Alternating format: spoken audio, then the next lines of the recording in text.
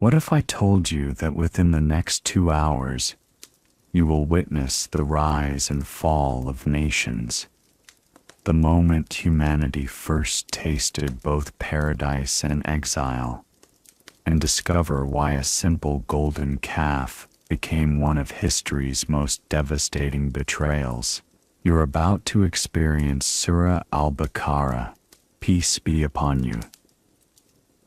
Before we begin, let us know in the comments where you are listening from around the world, so we can share this journey through the Qur'an together, a chapter that chronicles the most profound spiritual transformations, the deepest human struggles, and the ultimate questions that have shaped civilization itself. Welcome to this contemplative journey through Surah Al-Baqarah, the longest and perhaps most comprehensive chapter of the Quran. This is not merely a study session, it is an invitation to witness the entire spectrum of human experience, from the heights of divine guidance to the depths of spiritual rebellion. Before we begin this journey together, take a moment to prepare your heart and mind. Find a comfortable position, release the tensions of your day, and allow yourself to be fully present.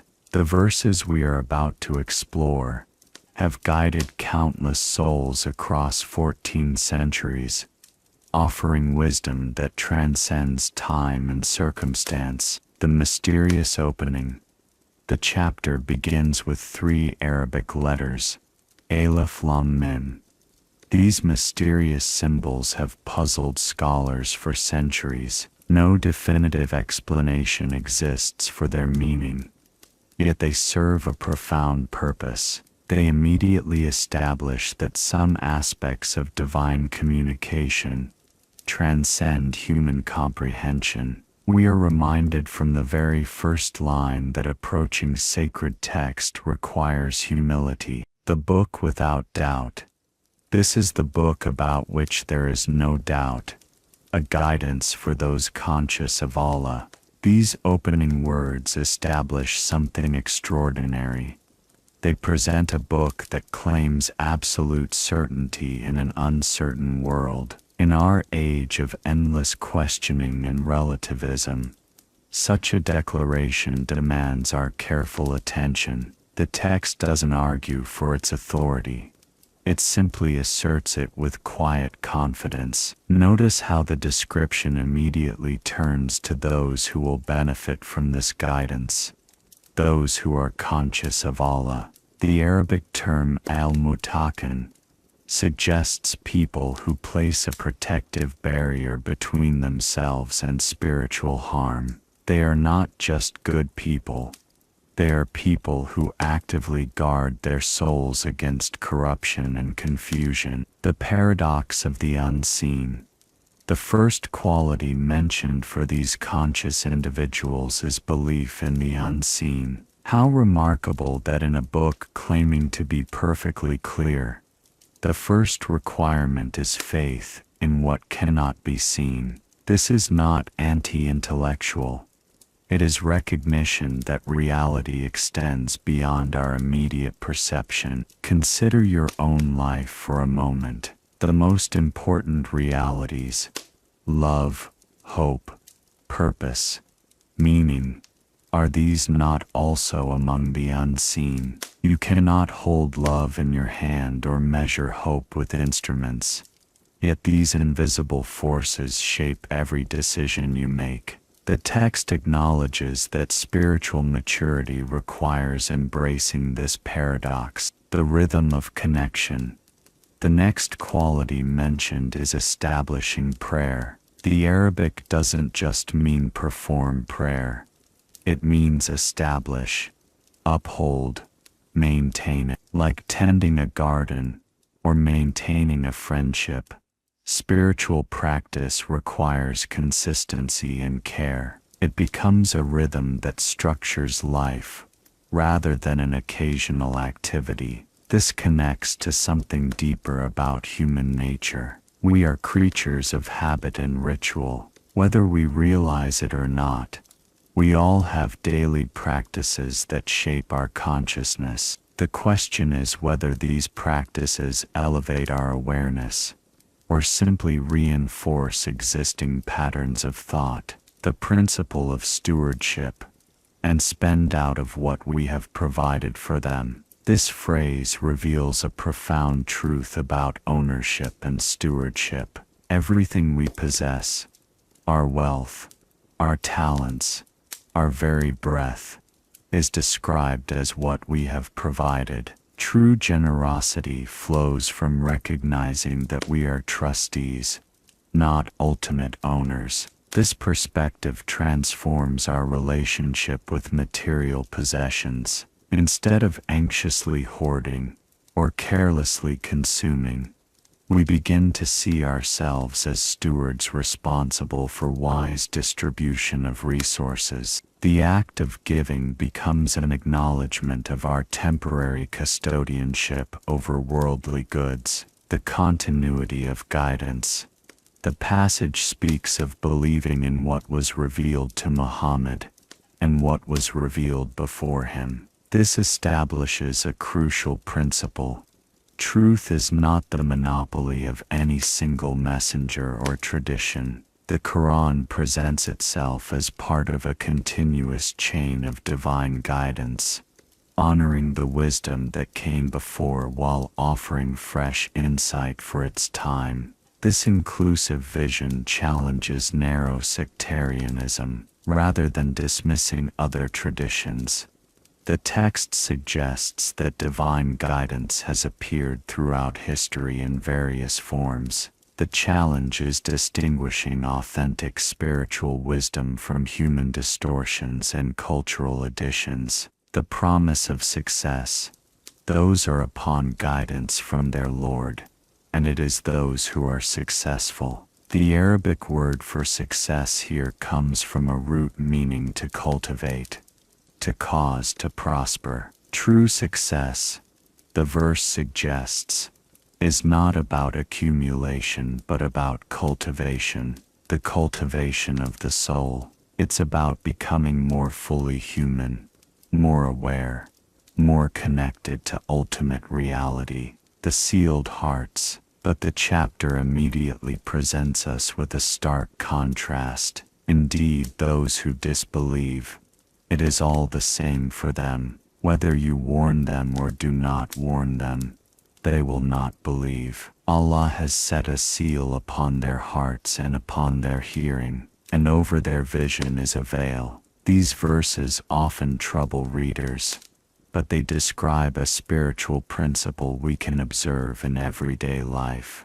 When someone repeatedly rejects truth, their capacity to perceive it gradually diminishes. The seal mentioned here is not an arbitrary divine punishment, but the natural consequence of persistent spiritual negligence. Think of someone you know who consistently makes self-destructive choices despite loving warnings from family and friends. Eventually, they seem unable to hear good advice at all. This is the spiritual condition being described, a heart that has become unreceptive through its own choices. The progression is significant. Sealed hearts, sealed hearing, veiled vision. When the heart closes, it affects our ability to truly listen and see. We become trapped in our own limited perspective, unable to perceive the signs and opportunities for growth that surround us. Preparing for the journey ahead. As we prepare to journey deeper into this remarkable chapter, we will encounter stories that illuminate every aspect of human nature. We will witness Adam's first choice and its consequences, Moses confronting the mightiest empire of his time, and communities grappling with divine guidance. We will explore the psychology of hypocrisy, the dynamics of faith and doubt, and the eternal struggle between truth and self-deception. Let these opening verses serve as both invitation and warning. They invite us to join the ranks of those who see beyond the visible, who maintain their connection to the divine, and who live as grateful stewards of what they have received. They warn us against the gradual hardening of hearts that can occur when we persistently turn away from truth and guidance. And of the people are some who say, "We believe in Allah and the last day," but they are not believers. They think to deceive Allah and those who believe, but they only deceive themselves, and they perceive it not. These verses introduce us to one of the most penetrating psychological analyses ever written, the phenomenon of hypocrisy. But this is not merely about religious pretense. The Arabic word for hypocrites comes from a root meaning to have exits. Like a burrow with multiple escape routes, the hypocrite always keeps alternative paths open, never fully committing to any truth or principle. We encounter this in ourselves more often than we care to admit. How many times do we proclaim values we don't truly live by? How often do we present ourselves as more principled, more committed, more authentic than we actually are? The verse's insight is devastating. In trying to deceive others, we primarily deceive ourselves. The disease of self-deception in their hearts is a disease, and Allah has increased their disease, and for them is a painful punishment, because they used to lie. The disease mentioned here is not a physical ailment, but a spiritual corruption, the gradual erosion of our capacity for honest self-reflection. This disease grows stronger through repetition. Each act of self-deception makes the next one easier, until the hypocrite loses touch with their authentic thoughts and feelings. The hypocrite believes they are clever, playing all sides, hedging their bets. But this supposed sophistication becomes a trap. When you constantly present false versions of yourself, you eventually lose touch with who you actually are. The punishment is not some external retribution. It is the natural consequence of living a divided life, the reformer's delusion. And when it is said to them, "Do not cause corruption on the earth," they say, "We are but reformers." Unquestionably, it is they who are the corrupters, but they perceive it not. Here we see perhaps the most dangerous form of self-deception, the person who causes harm while genuinely believing they are helping. History is littered with movements that destroyed communities while claiming to improve them, leaders who oppressed populations while insisting they were liberating them. The text doesn't suggest these people are consciously lying about their reformist intentions. The tragedy is deeper. They have lost the ability to see the actual effects of their actions. Their self-image as reformers has become so central to their identity that contradictory evidence simply cannot penetrate their awareness. This speaks to a universal human tendency. We all have the capacity to justify harmful behavior by focusing on our good intentions rather than actual outcomes. The hypocrite represents the extreme end of this spectrum, someone who has become completely disconnected from the real impact of their choices. The superiority complex, and when it is said to them, "Believe as the people have believed," they say, "Should we believe as the foolish have believed?" Unquestionably, they are the foolish ones, but they know it not. This reveals another layer of the hypocritical mindset, intellectual arrogance. The hypocrite cannot simply disagree with others. They must see themselves as superior. True believers are dismissed as foolish. Need is too simple to understand the complex realities that the hypocrite claims to grasp. This superiority complex, serves a psychological function. If everyone else is foolish, then the hypocrite's inconsistencies and moral failures can be reframed as sophisticated understanding of life's complexities. Cynicism masquerades as wisdom, and moral relativism becomes intellectual sophistication. The exhausting double life. And when they meet those who believe, they say, "We believe," but when they are alone with their devils, they say, "Indeed we are with you. We were only mocking." The verse exposes the exhausting reality of living a double life. The hypocrite must constantly adjust their persona based on their audience. With believers, they speak the language of faith. With cynics, they reveal their true contempt for such naivety. But which version is authentic? The text suggests both are false. The hypocrite has become so accustomed to performance that they have lost access to their genuine self. They are not deliberately lying in either context. They are expressing whatever feels most advantageous in the moment. This constant shape-shifting creates an internal emptiness. Without a stable core identity, the hypocrite becomes a collection of masks with no face underneath. They lose the ability to be alone with themselves,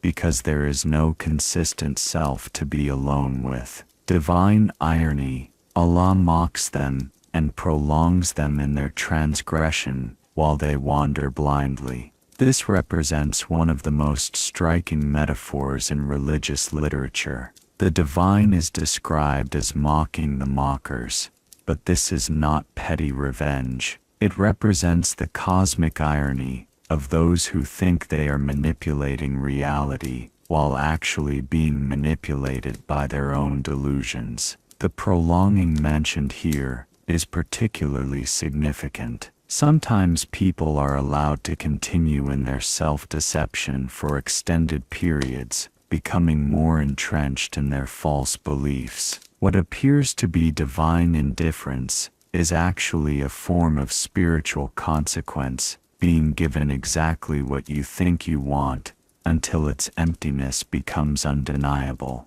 The failed transaction, those are the ones who have purchased error in exchange for guidance, so their transaction has brought no profit, and they were not guided. The metaphor of a failed business transaction is profound. The hypocrite believes they are making a smart deal, appearing religious when convenient, while maintaining their freedom to act otherwise. But in spiritual terms, they have traded something of infinite value, authentic guidance, for something worthless, the illusion of having multiple options. The tragedy is not that they made a bad deal knowingly, but that they cannot recognize the transaction's failure. They continue to believe they are profiting while their spiritual capital steadily erodes. Like someone celebrating a business success while their company goes bankrupt, they mistake activity for progress. The parable of lost light. Their example is that of one who kindled a fire, but when it illuminated what was around him,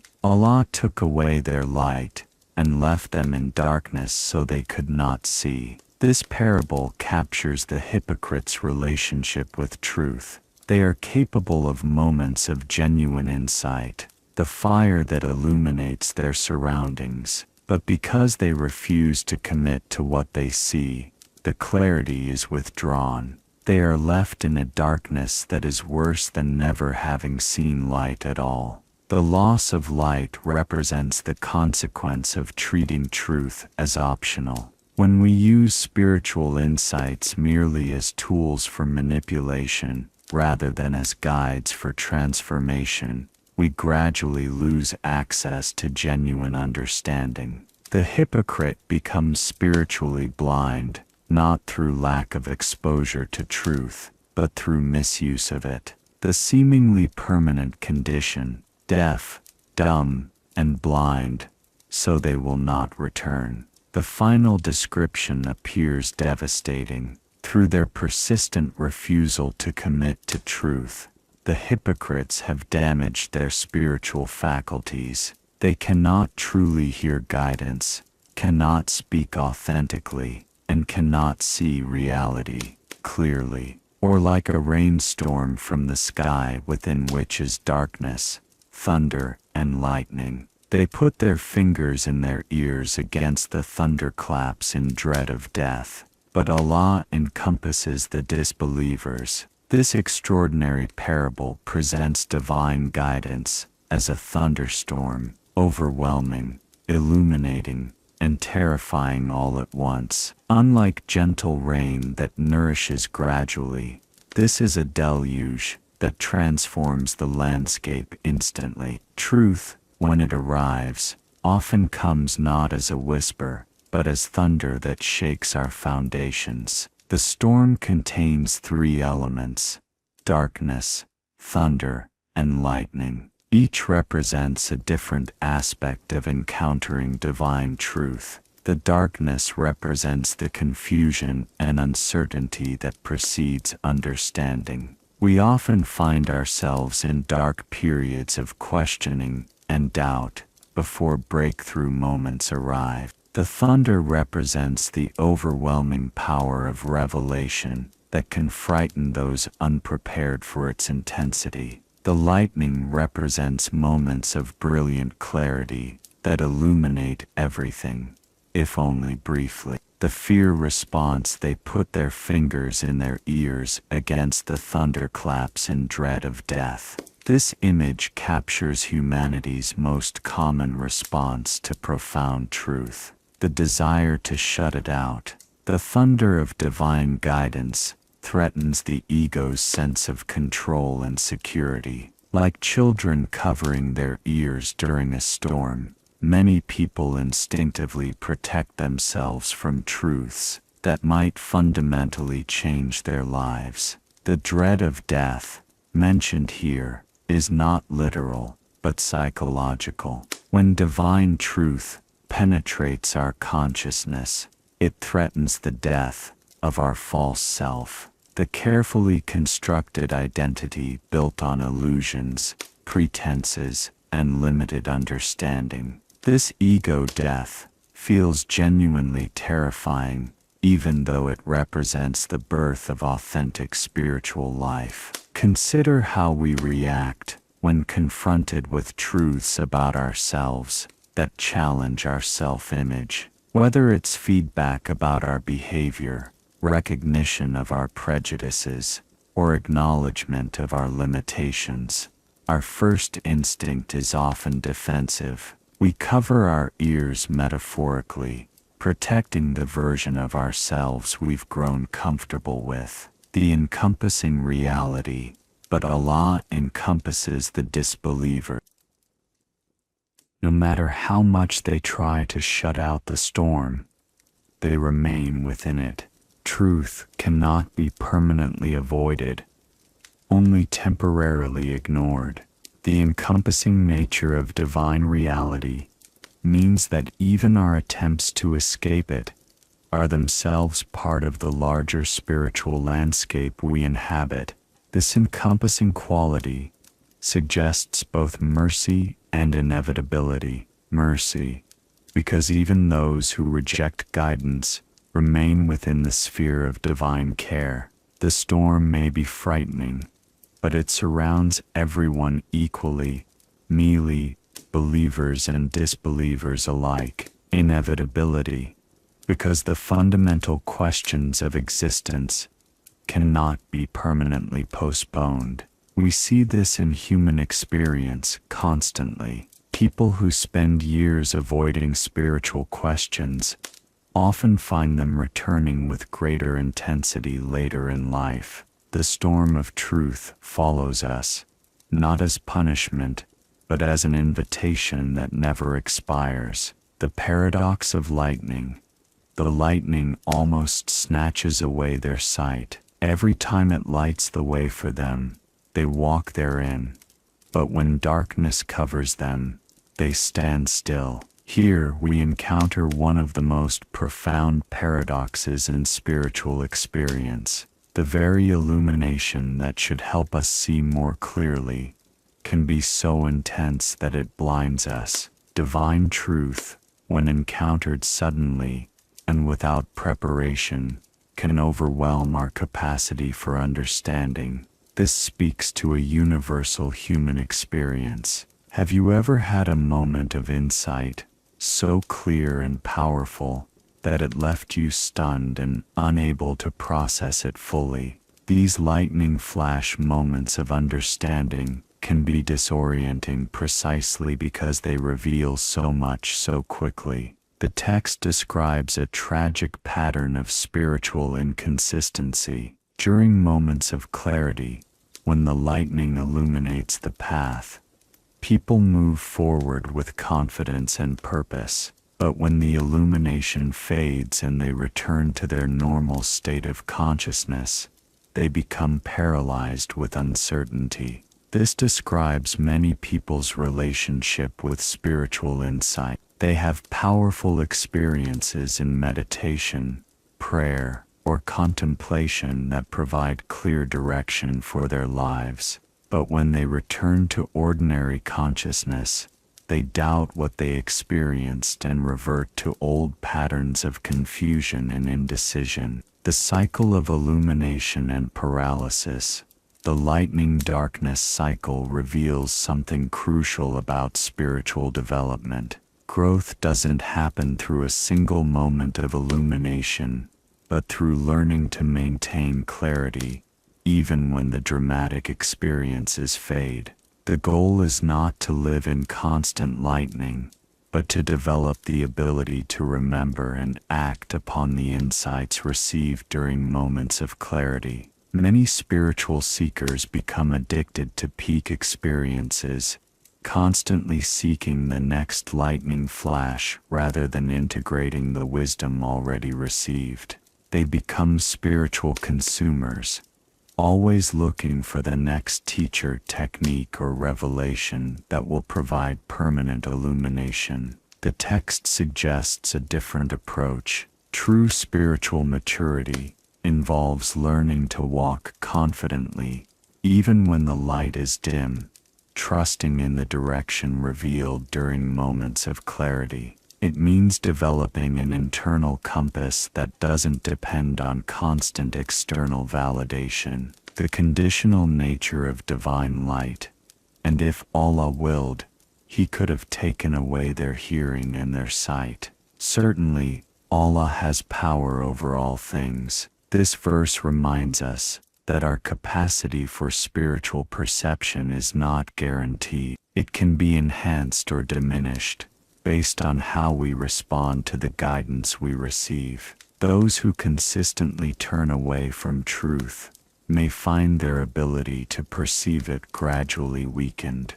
This is not arbitrary punishment, but natural consequence. Just as physical muscles atrophy without use, spiritual faculties can weaken through neglect. The person who repeatedly ignores their conscience finds it speaking more quietly. The individual who dismisses moments of insight discovers them occurring less frequently. Yet the conditional nature of this process also offers hope.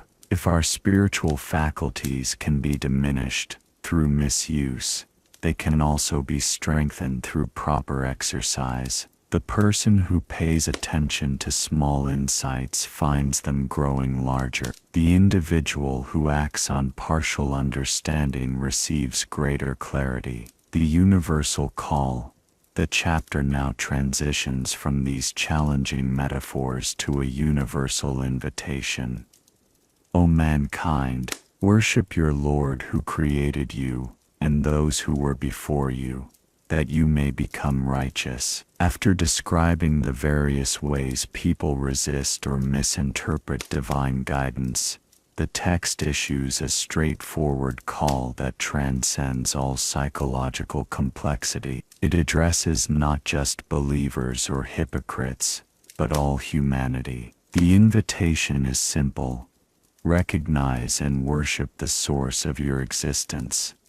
The purpose is given clearly, that you may become righteous. The Arabic word suggests protection, consciousness, and spiritual maturity. The goal of worship is not divine ego gratification, but human development. Through proper relationship with the divine, we become more fully human. The evidence in creation, who has made the earth a resting place for you, and the sky as a canopy, and sent down water from the sky and brought forth therewith fruits as a provision for you. The argument from creation is presented not as abstract philosophy, but as intimate personal experience. The earth that supports your steps, the sky that shelters you, the water that sustains you, the food that nourishes you. These are all signs of a caring intelligence behind existence. This is not the distant God of philosophical speculation, but the intimate provider of every breath you take. The invitation to worship flows naturally from recognition of this daily dependence and care. And if you are in doubt concerning that which we have sent down to our servant, then produce a chapter like it, and call upon your witnesses besides Allah, if you should be truthful. This verse issues one of history's most audacious challenges. The text essentially says, if you think this is merely human composition, then create something comparable. Call upon whatever sources of wisdom, eloquence, and insight you can gather. Prove that this is within the range of ordinary human capability. What makes this challenge particularly striking is its specificity. It doesn't ask for a book or even multiple chapters, just one chapter that matches the Quran's unique combination of linguistic beauty, psychological insight, legal precision, historical accuracy, and spiritual depth. For over 14 centuries, this challenge has remained unmet, not for lack of trying, but because of the extraordinary nature of what it demands. The challenge reveals something profound about truth claims. Anyone can assert authority, but few are willing to subject their claims to objective testing. The Quran's confidence in issuing this challenge suggests either remarkable arrogance or remarkable authenticity. Given the text's consistent emphasis on humility and its detailed warnings against pride, the latter seems more likely. The consequence of failure. But if you do not mist, and you will never be able to do so, then fear the fire whose fuel is men and stones, prepared for the disbelievers. The certainty expressed here is absolute. You will never be able to do so. This is not a temporary challenge, but a permanent one. The text predicts its own inimitability across all future generations. Such confidence is either delusional or prophetic. The mention of fire, fueled by men and stones, creates a haunting image. In earthly fires, humans flee while stones remain. But this spiritual fire consumes both equally, suggesting a reality that transcends physical laws. The image challenges our assumption that consciousness ends with physical death. The phrase "prepared for the disbelievers" is significant. The fire is not created in response to disbelief, but pre-exists it. This suggests that rejecting truth has natural consequences built into the structure of reality itself, like ignoring gravity or nutrition. The punishment flows from the nature of the choice, rather than arbitrary divine anger. The promise of paradise, "And give good tidings to those who believe, and do righteous deeds, that they will have gardens beneath which rivers flow. Every time they are provided with a fruit therefrom, they will say, This is what we were provided with before, and it is given to them in likeness. The contrast is immediate and striking. After describing the consequences of rejection, the text paints a picture of reward so beautiful it defies earthly comparison. Gardens with flowing rivers represent the perfect fusion of beauty and abundance. In desert cultures, nothing symbolizes luxury quite like unlimited water in a garden setting.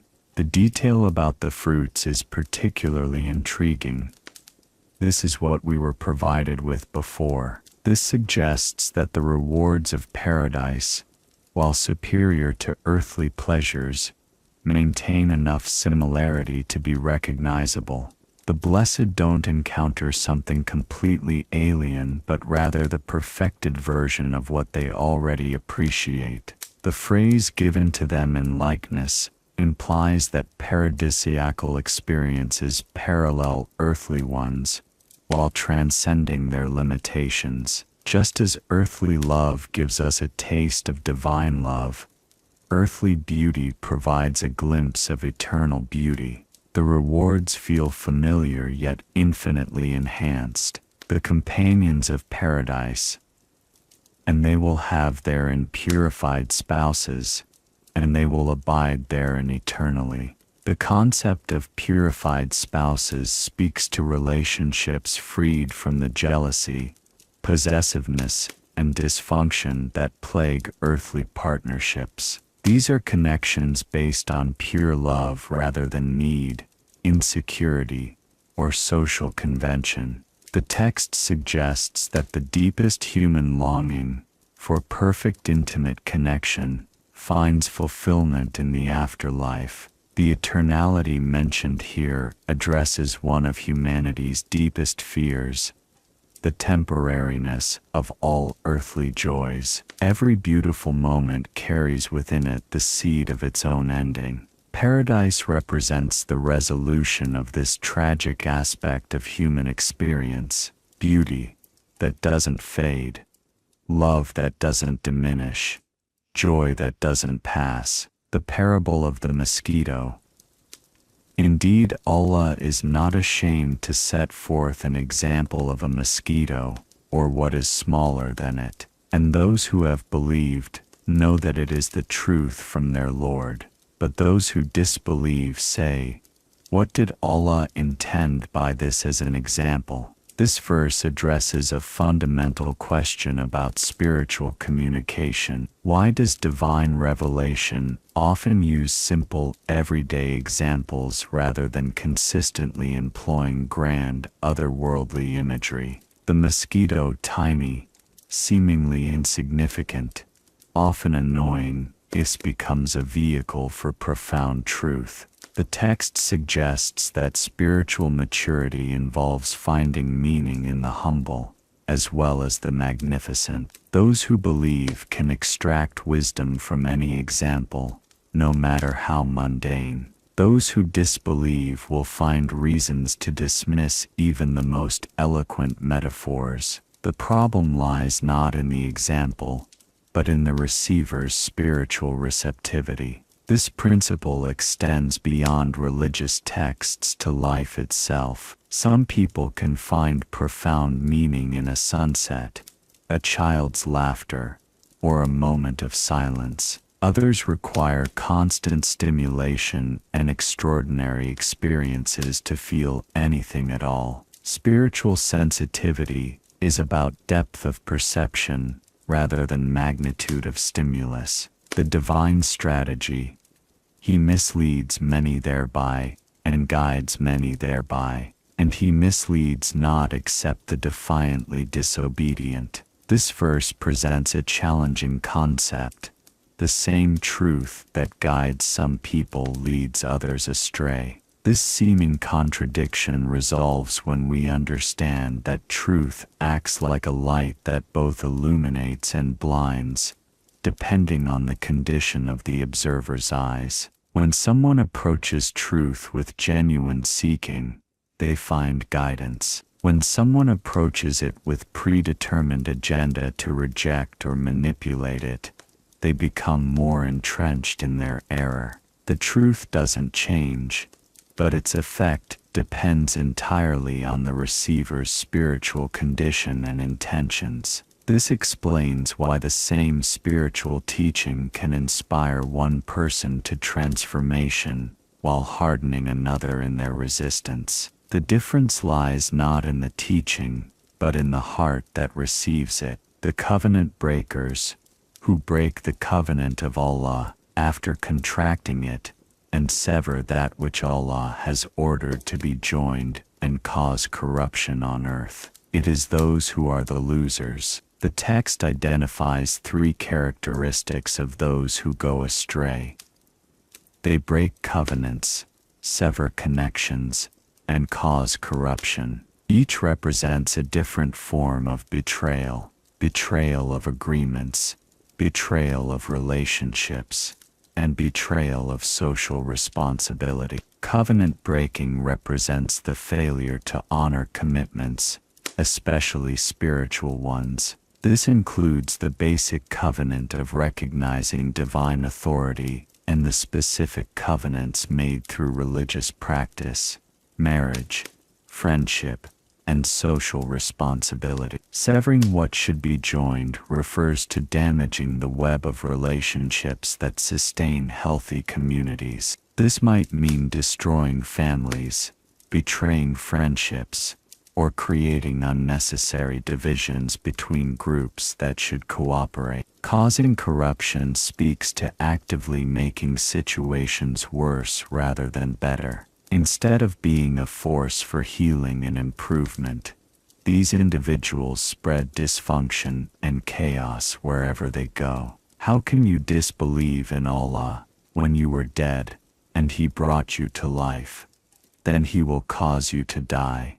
Then He will bring you to life again, and then to Him you will be returned. This verse poses perhaps the most fundamental question in human existence. How can we ignore the source of our very being? The progression described here encompasses the entire arc of human existence, from non-existence to life, from life to death, from death to resurrection, and finally to ultimate return. The phrase "you were dead" refers not to a previous state of physical death, but to the state of non-existence before birth. For countless eons, you did not exist. Then through processes you neither controlled nor fully understand, you emerged into consciousness. This transition from nothing to something represents the most miraculous event imaginable. Yet we rarely pause to contemplate its implications. The verse suggests that denying divine involvement in existence requires ignoring this fundamental mystery. How does consciousness emerge from unconsciousness? How does the complex orchestration of elements required for life come together so precisely? The text implies that honest reflection on these questions naturally leads to recognition of divine agency. The cycle of existence, the 4-stage progression outlined here: non-existence, life, death, resurrection, presents existence as cyclical rather than linear. This perspective transforms how we understand both death and life. Death becomes not an ending, but a transition, while life becomes not a possession, but a temporary stewardship. This cyclical view addresses one of humanity's deepest anxieties: the finality of death. By placing individual death within a larger pattern of transformation, the verse suggests that what appears to be ending is actually continuation in a different form. Just as we emerged from non-existence once, we will emerge again. The final phrase, "To Him you will be returned," establishes accountability as the ultimate context for all existence. Life is not a random accident, but a purposeful journey with a final destination. This gives weight and meaning to every choice, since all actions eventually face divine evaluation. The providence of creation. It is He who created for you all of that which is on the earth. Then He directed Himself to the heaven, and made them 7 heavens, and He is knowing of all things. This verse presents creation as intentionally designed for human benefit. The phrase created for you suggests that the earth's resources, beauty and complexity exist specifically to support and nourish human life. This is not accidental compatibility, but deliberate provision. The mention of 7 heavens reflects ancient cosmological understanding, while pointing to layers of reality beyond physical perception. Whether interpreted literally or metaphorically, it suggests that visible creation represents only a fraction of total reality. The physical universe we observe may be just the first level of a multidimensional existence. The concluding phrase, He is knowing of all things, connects divine creativity with divine consciousness. The creation is not the product of blind forces, but conscious intelligence. This intelligence encompasses all knowledge, past, present, and future, giving creation both purpose and direction. The Angelic Council. And when your Lord said to the angels, Indeed, I will make upon the earth a successive authority, they said, Will you place upon it one who causes corruption therein and sheds blood, while we declare your praise and sanctify you? Allah said, Indeed, I know that which you do not know. This extraordinary passage reveals divine deliberation about human creation. The angels' question reflects legitimate concerns based on observable patterns of human behavior. Their objection isn't rebellious, but reflects genuine puzzlement about divine wisdom in creating beings capable of such destruction. The angelic perspective represents pure rationality, untempered by experience of limitation, struggle, or moral conflict. From their vantage point, humans appear inherently problematic, creatures who will inevitably cause corruption and violence. Their own existence of constant praise and worship seems obviously superior. Divine response, I know that which you do not know, suggests that human potential extends beyond angelic comprehension. Despite human capacity for evil,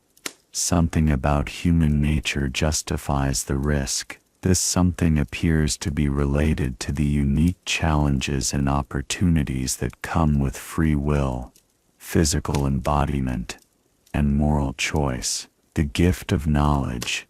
And He taught Adam the names of all things. Then He showed them to the angels and said, Inform me of the names of these, if you are truthful. The names mentioned here represent more than vocabulary. In ancient understanding, knowing something's true name meant understanding its essential nature. Adam's education encompasses the ability to comprehend and categorize reality, the foundation of human knowledge and scientific understanding. This scene establishes humans as unique among created beings in their capacity for learning and discovery. While angels possess tremendous power and purity, they lack the human ability to grow in understanding through experience and education. This learning capacity represents a form of creativity that mirrors divine attributes. When the angels are tested on this knowledge and admit their limitation, Glory be to you, we have no knowledge except what you have taught us. They demonstrate both humility and recognition of human uniqueness. Their confession establishes that intellectual growth and discovery represent distinctly human gifts. the test of pride. And when we said to the angels, prostrate before Adam, they prostrated, except for Iblis. He refused and was arrogant and became of the disbelievers. The command to prostrate before Adam represents recognition of human dignity and potential. This is not worship of a human being, but acknowledgement of the divine image reflected in human nature. The prostration honors not Adam personally, but the divine creativity manifest in human consciousness and capability. Iblis's refusal introduces the first act of cosmic rebellion. His motivation appears to be pride, the inability to accept that these new or seemingly inferior creatures deserve such honor. This pride blinds him to the divine wisdom expressed in human creation and sets the pattern for all subsequent evil. The designation of Iblis, as among the disbelievers, reveals pride as the root of all spiritual error. Disbelief flows not from lack of evidence, but from unwillingness to accept truth that conflicts with ego. Iblis knew divine reality intimately, yet chose rebellion over submission. The Garden of Beginning. And we said, O Adam, dwell you and your wife in paradise, and eat therefrom in abundance from wherever you will. But do not approach this tree, or you will be among the wrongdoers. The original human condition is presented as one of abundance and freedom with minimal restriction. Paradise represents not just a physical location but a state of harmony between human desires and divine will. In this state, satisfaction comes naturally without struggle or conflict. The single prohibition is avoiding one tree among countless others establishes the principle of divine authority while preserving human choice. The restriction is minimal but absolute, creating space for moral decision while maintaining clear boundaries. But Satan caused them to slip out of it and remove them from that in which they had been. And we said, Go down, all of you, as enemies to one another, and you will have upon the earth a place of settlement and provision for a time. The moment of human disobedience represents one of history's most consequential decisions. The text presents this not as inevitable fate, but as genuine choice, with real consequences. Satan's role is described as causing them to slip, suggesting not violent coercion, but subtle manipulation that made the prohibited seem reasonable or even desirable. The word slip implies a gradual process rather than sudden rebellion. This reflects how most moral failures occur, not through dramatic confrontation with evil, but through small compromises that accumulate over time. The prohibition was clear, but Satan's influence created doubt about its necessity or fairness. The consequence go down, all of you, affects not just Adam and Eve but all their descendants. This establishes the principle that individual choices have collective consequences. The harmony of paradise is replaced by the tension of earthly existence, where humans must now live as enemies to one another. The nature of earthly existence, the phrase enemies to one another, doesn't necessarily mean constant warfare,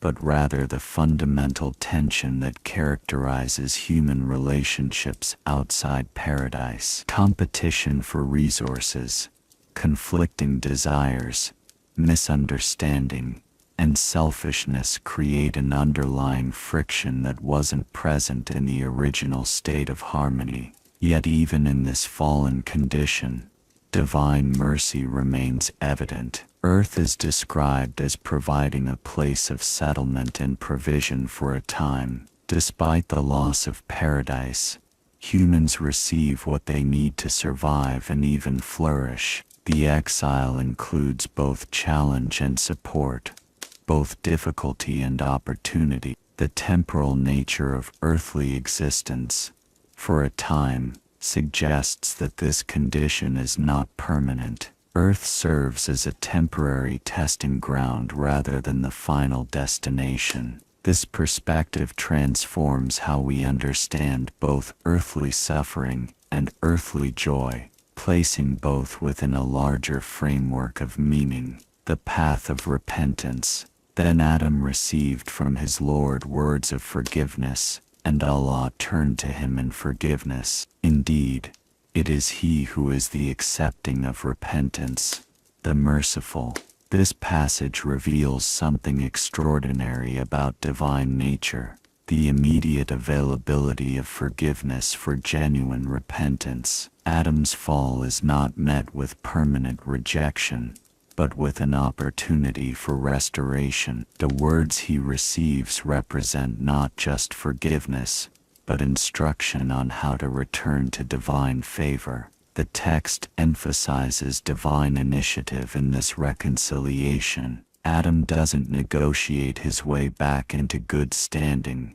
He receives forgiveness as a gift. This establishes the principle that human restoration depends ultimately on divine mercy rather than human achievement. The dual description of Allah as accepting of repentance and merciful reveals the complete nature of divine forgiveness. It's not grudging acceptance but eager embrace of those who return. This sets the pattern for all subsequent human interaction with the divine. No matter how far we fall, the door to return remains open. The promise of guidance. We said, "Go down from it, all of you, and when guidance comes to you from me, whoever follows my guidance, there will be no fear concerning them, nor will they grieve." Even in exile, divine communication doesn't cease. The promise of ongoing guidance transforms earthly existence from abandonment to continued relationship. Humans may have lost paradise, but they haven't lost access to divine wisdom and direction. The description of those who follow guidance, no fear concerning them, nor will they grieve, presents an extraordinary promise. Despite living in a world of uncertainty and loss, those who maintain connection with divine guidance can achieve a state of inner peace that transcends circumstances. This doesn't mean believers avoid all earthly suffering, but rather that their response to difficulty differs fundamentally from those without guidance. Fear and grief, the two great sources of human misery, lose their power over those who trust in divine wisdom and ultimate justice. The consequences of rejection, but those who disbelieve and deny our signs, those will be companions of the fire. They will abide therein eternally. The contrast is stark and final. While guidance offers freedom from fear and grief, rejection leads to eternal spiritual torment. The signs mentioned here include both revealed guidance and the signs present in creation and human experience that point toward divine reality. The description of disbelievers as companions of the fire suggests that their relationship with spiritual torment becomes so intimate that it defines their existence. They don't just experience fire, they become identified with it, just as believers become identified with peace and divine favor. The eternality of this condition, "they will abide therein," emphasizes the permanent consequences of fundamental spiritual choices. While earthly decisions often have temporary effects, the choice to accept or reject ultimate truth carries eternal implications. The call to Israel.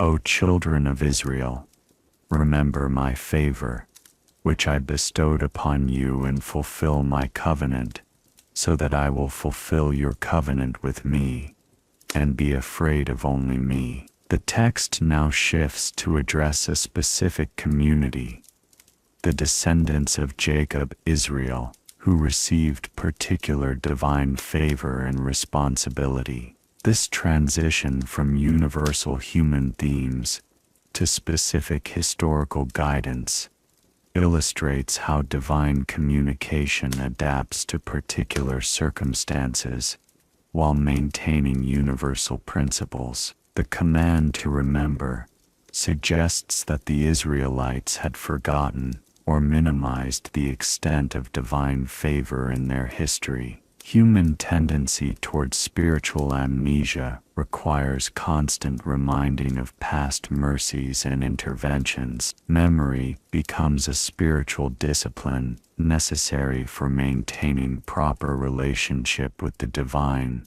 The concept of mutual covenant, fulfill my covenant, so that I will fulfill your covenant, presents relationship with the divine as contractual.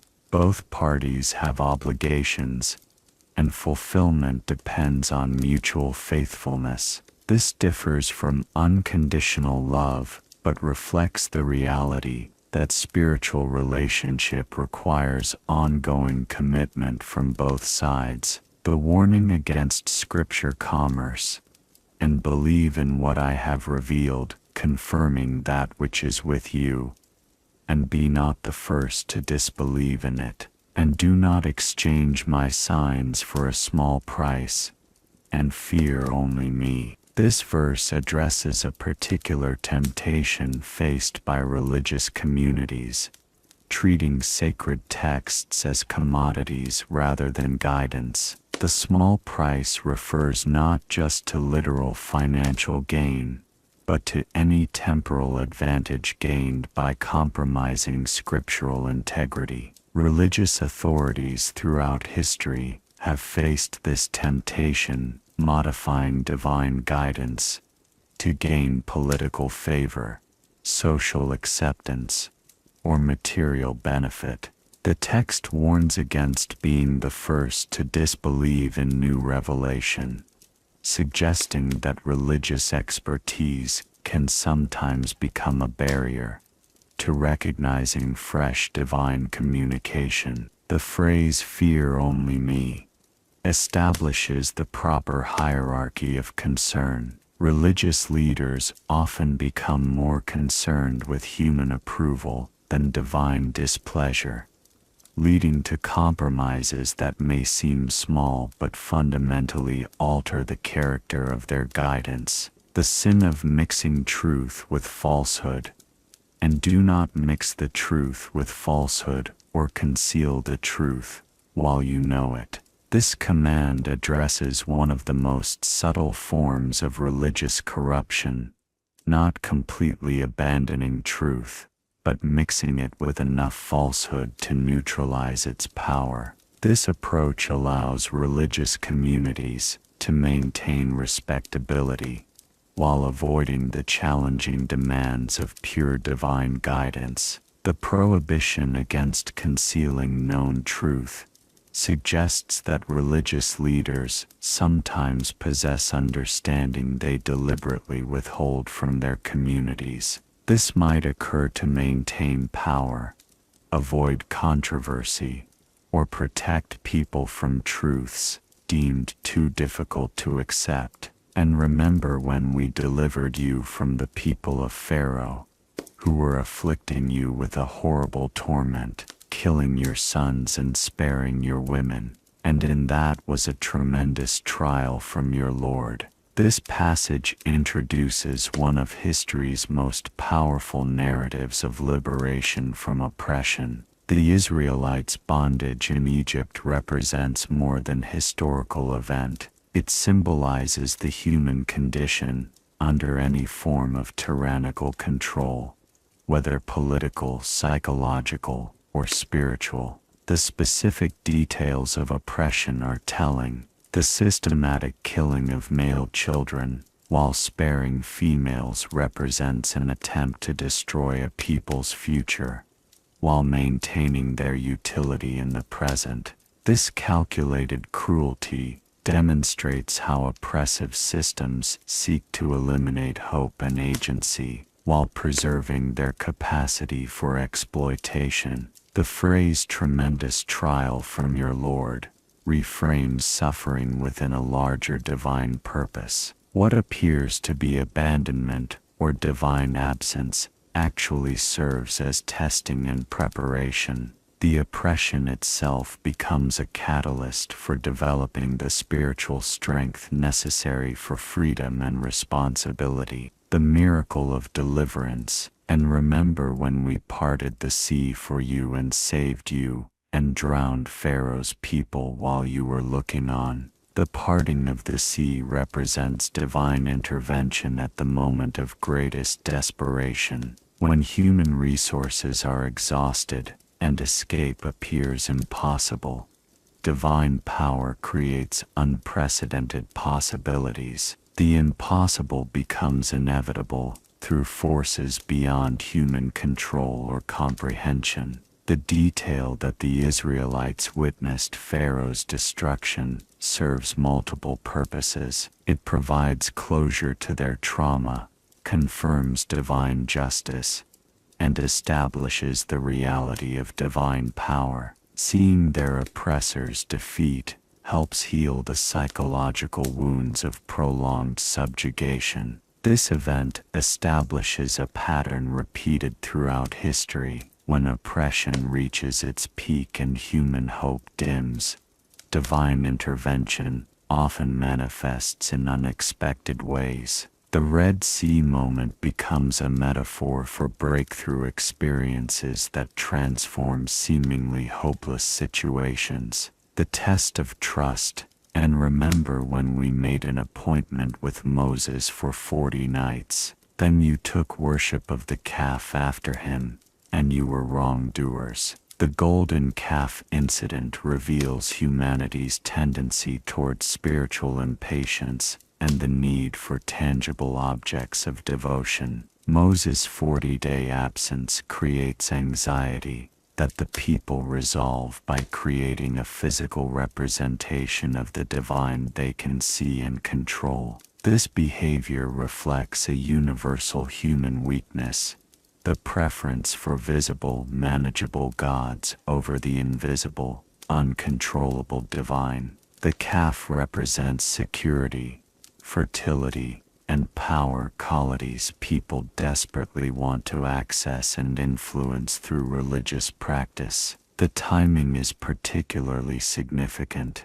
This occurs shortly after witnessing the most dramatic divine intervention in their history. The same people who saw the sea part and their enemies destroyed quickly lose faith when faced with uncertainty. This illustrates how even overwhelming spiritual experiences don't necessarily create lasting transformation. The psychology of idolatry. The golden calf incident exposes several psychological dynamics that persist across cultures and centuries. First, the human tendency to create gods that serve human desires, rather than submitting to divine will. The calf represents fertility, abundance, and strength, everything the people want more of in their lives. Second, the preference for religious practices that make people feel powerful rather than humble.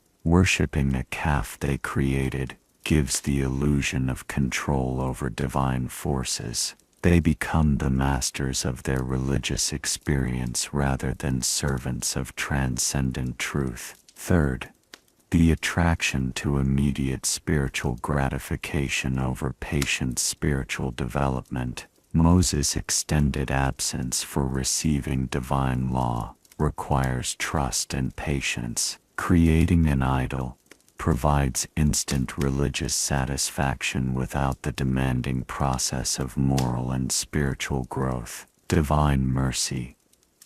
Despite rebellion, then we forgave you after that so that you might be grateful. The immediate forgiveness following such dramatic spiritual failure demonstrates the generous nature of divine mercy. Despite witnessing divine power and receiving unprecedented favor, the people's quick turn to idolatry merits severe punishment. Instead, they receive forgiveness and another opportunity for faithfulness. This pattern of human failure followed by divine mercy appears repeatedly throughout the text. It suggests that divine relationship with humanity is characterized more by patience and hope than by anger and retribution. The goal is not punishment, but transformation, not condemnation but education. The phrase "so that you might be grateful" indicates that forgiveness serves a pedagogical purpose. The experience of receiving mercy despite deserving punishment should create genuine appreciation and commitment to avoid similar failures in the future. The revelation of law. And remember when we gave Moses the scripture and the criterion that you might be guided. The giving of scripture represents the transition from miraculous intervention to ongoing guidance through revealed law. While miracles demonstrate divine power, scripture provides practical wisdom for daily living. The people need both dramatic signs and detailed instruction. The word criterion suggests that scripture provides the ability to distinguish between right and wrong, truth and falsehood, beneficial and harmful. This capacity for moral discernment becomes humanity's most crucial tool for navigating life's complexities. The purpose myriasts that you might be guided emphasizes the practical nature of revelation. Scripture exists not for academic study, but for life direction. It transforms abstract divine will into concrete human action. The demand for direct vision. And remember when you said, "O Moses, we will never believe you until we see Allah openly." So the thunderbolt took you while you were looking on. This demand for direct divine vision represents the ultimate expression of spiritual impatience and pride. Having received unprecedented favors and clear signs, the people still demand more dramatic proof. They refuse to accept mediated revelation through Moses and insist on unmediated divine encounter. The request reveals a fundamental misunderstanding of divine nature and human limitation. Direct divine vision would destroy rather than enlighten human consciousness. The demand for what seems like greater proof actually represents spiritual regression rather than advancement. The thunderbolt that strikes them down demonstrates the catastrophic nature of their request. Divine reality overwhelms unprepared human consciousness. What they thought would provide certainty would actually destroy their capacity for spiritual perception entirely. Resurrection and second chances.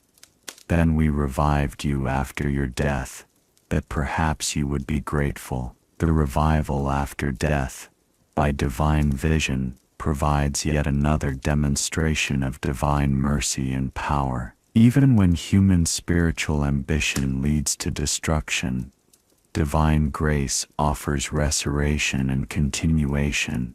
Death itself becomes a learning experience rather than final judgment. This resurrection prefigures the larger theme of life after death that runs throughout the text. It suggests that divine power extends beyond the normal boundaries of human experience, and that apparent endings often represent transitions rather than conclusions. The phrase "that perhaps you would be grateful" indicates that even this dramatic intervention might not produce lasting change. Divine mercy offers opportunity, but cannot force transformation. Human response remains genuinely free, despite overwhelming evidence of divine care, divine provision in the wilderness.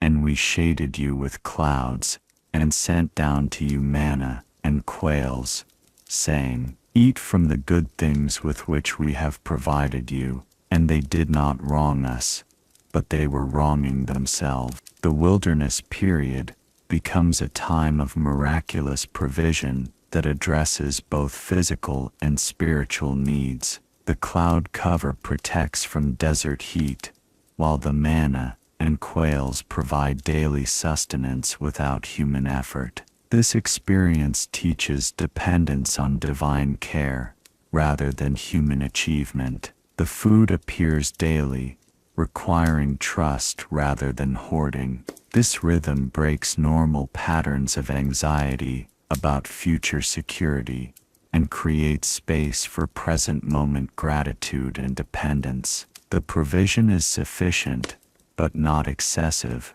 abundant, but not wasteful. And remember when we said, Enter this city, and eat from it wherever you will in abundance, and enter the gate bowing humbly, and say, Relieve us of our burdens, and we will forgive your sins, and increase the doers of good. This passage presents a moment of profound opportunity, disguised as a simple instruction. The command to enter a city and eat freely represents divine generosity, unlimited provision, combined with forgiveness for past failures. The only requirements are physical humility, bowing, and verbal acknowledgement of need for divine relief. The instruction reveals divine psychology as much as human testing. After witnessing repeated cycles of rebellion and forgiveness,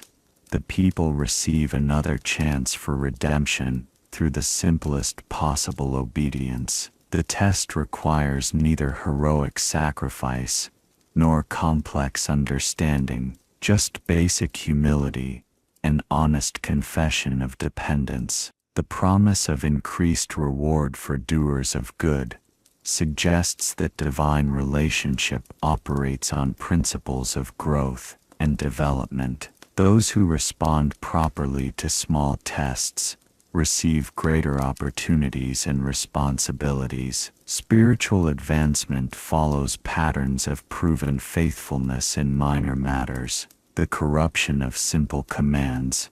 But those who wronged changed the word from that which had been told to them for another. So we sent upon the wrongdoers a punishment from the sky because of their disobedient breaking of commandments. The people's modification of divine instruction demonstrates humanity's tendency to improve upon divine commands according to personal preference or cultural comfort. Rather than saying what they were told to say, they substitute words that seem more appropriate to them, or perhaps more dignified than the required confession. This seemingly minor alteration reveals a profound spiritual principle. There is no such thing as partially following divine guidance. The moment humans begin editing divine commands to make them more palatable, they cease following divine guidance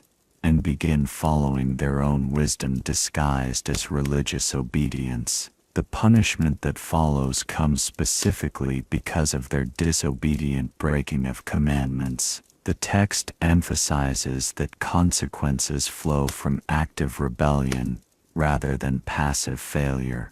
They didn't forget the instruction, they deliberately changed it, believing their version was better than what they had received. The miracle of water from stone. And remember when Moses asked for water for his people, and we said, Strike the stone with your staff. Then gushed forth from it 12 springs. Each people knew its drinking place. Eat and drink from the provision of Allah, and do not commit abuse on the earth, spreading corruption. This miracle addresses the practical challenge of providing water for a large population in desert conditions. The solution defies natural law. Striking a stone produces not sparks but springs. The specificity of 12 springs suggests organized provision that prevents conflict over resources by ensuring each tribe has its designated source. Moses' role as intermediary is crucial. He doesn't create the miracle through personal power, but acts as divine agent through the simple act of striking stone with his staff. This demonstrates the principle that divine power often works through human obedience to apparently meaningless instructions. The concluding instruction about eating and drinking without committing abuse establishes limits even within divine provision. Unlimited access to resources doesn't grant unlimited freedom to use them destructively. Divine generosity comes with implicit responsibility for wise stewardship. The demand for dietary variety. And remember when you said, "O Moses, we can never endure one kind of food. So call upon your Lord to bring forth for us from what the earth grows of its herbs, and its cucumbers, and its garlic, and its lentils, and its onions." Moses said, "Would you exchange what is better for what is lower? Go into any settlement, and indeed, you will have what you have asked." And they were covered with humiliation and poverty. This complaint reveals the human tendency toward dissatisfaction, even in the midst of miraculous provision. The manna that sustains them perfectly becomes monotonous, leading to nostalgia for the variety they experienced during slavery. They prefer familiar suffering to unfamiliar blessing. Moses' response, "Would you exchange what is better for what is lower?" identifies this as fundamentally irrational behavior. They are requesting a downgrade from miraculous provision to ordinary agriculture, from divine care to human effort, from freedom with simplicity to slavery with variety. The specific vegetables mentioned here is cucumbers, garlic, lentils, onions, represent the diet of laborers and slaves. Their craving for these foods reveals unconscious longing for their former condition, despite its obvious inferiority to their current situation. The consequences of ingratitude, and they were covered with humiliation and poverty, and returned with anger from Allah upon them. That was because they repeatedly disbelieved in the signs of Allah and killed the prophets without right. That was because they disobeyed and were habitually transgressing. The consequences described here, humiliation, poverty, and divine anger, flow directly from the people's attitude toward divine provision. Their ingratitude and constant complaining creates the very conditions they fear most: insecurity, want, and divine displeasure. The text connects this specific incident to a larger pattern of behavior: disbelieving divine signs and killing prophets. This suggests that dissatisfaction with divine provision represents more than mere preference for variety. It reflects fundamental rejection of divine authority and wisdom. The phrase "habitually transgressing" indicates that these are not isolated incidents, but characteristic patterns. The people have developed spiritual habits that consistently lead them away from gratitude and obedience toward complaint and rebellion. The universal scope of divine acceptance. Indeed, those who believed, minus whether they are Jews or Christians or Sabians, anyone who believed in Allah and the last day and did righteousness, they will have their reward with their Lord, and no fear will there be concerning them, nor will they grieve. This remarkable verse expands the scope of divine acceptance beyond ethnic or religious boundaries. The criteria for divine favor are not tribal membership or specific religious labels, but genuine faith and righteous action. This inclusive vision challenges narrow sectarianism while maintaining clear spiritual standards. The three conditions mentioned, minus belief in Allah, belief in the last day, and righteous action, represent a complete spiritual framework. Belief in divine unity provides proper object of worship. Belief in final judgment provides proper motivation for behavior, and righteous action provides proper expression of faith. The promise that such people will have no fear concerning them, nor will they grieve, echoes the earlier promise to those who follow divine guidance. This suggests that multiple religious paths can lead to the same fundamental spiritual destination when they contain these essential elements. The covenant at Mount Sinai.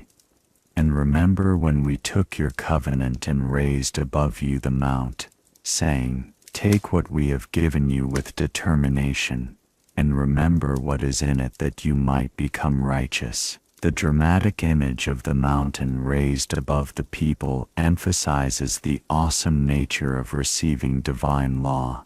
This is not casual instruction, but covenant making that involves the entire cosmos. The physical environment itself participates in the solemnity of the moment. The command to take the law with determination indicates that proper reception of divine guidance requires deliberate commitment. Passive listening or intellectual appreciation is insufficient. The law demands active embrace and sustained effort to implement its teachings. The purpose clause, that you might become righteous, reveals divine law as transformative rather than merely restrictive. The goal is not compliance for its own sake, but the development of human character that reflects divine attributes and purposes. The pattern of backsliding, then you turned away after that, and if not for the favor of Allah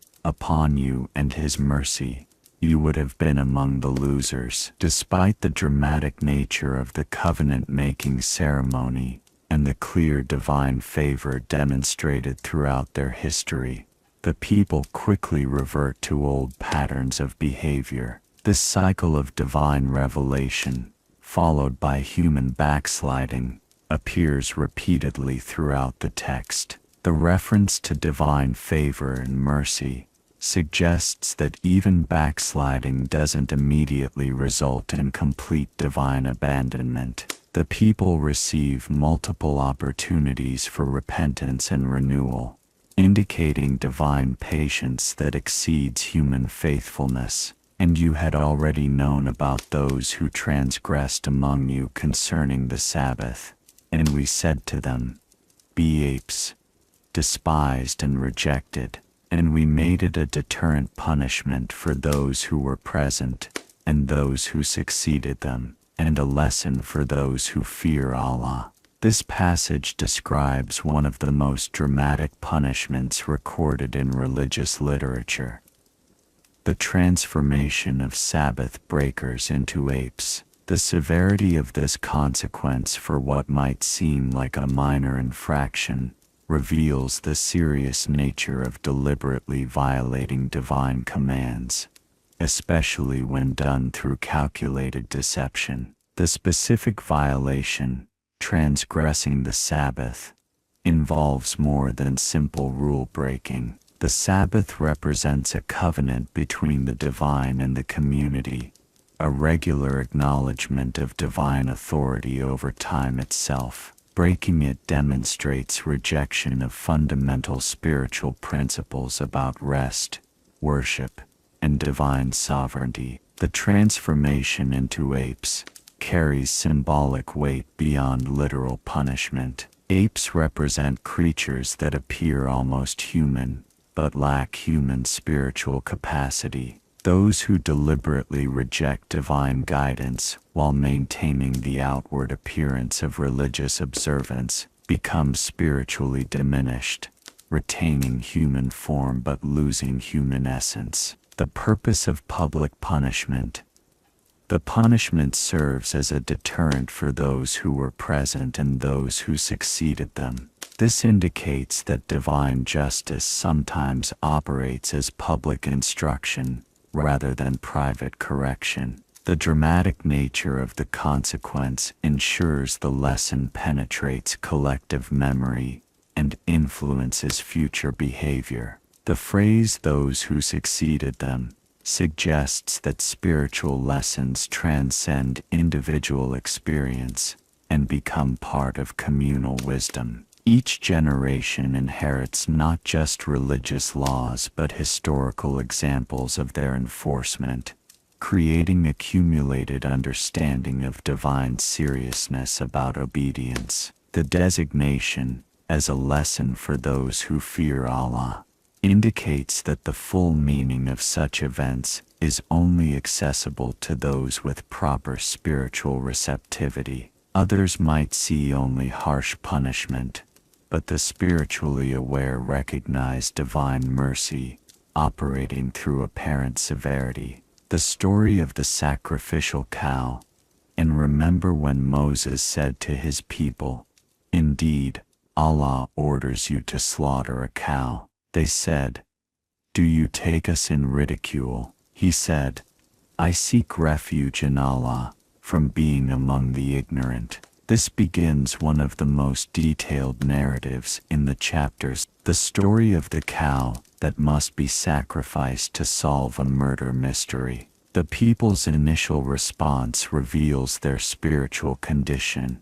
They assume Moses is mocking them, rather than conveying divine instruction. Moses' reply, seeking refuge from being among the ignorant, establishes that treating divine commands as jokes represents spiritual ignorance rather than sophisticated skepticism. True wisdom recognizes that divine instructions often transcend immediate human understanding and deserve respectful implementation, regardless of apparent logic. The story that follows demonstrates how human resistance to divine guidance typically manifests through excessive questioning rather than outright refusal. The people don't reject the command but complicate it through unnecessary demands for clarification and specification. The multiplication of restrictions.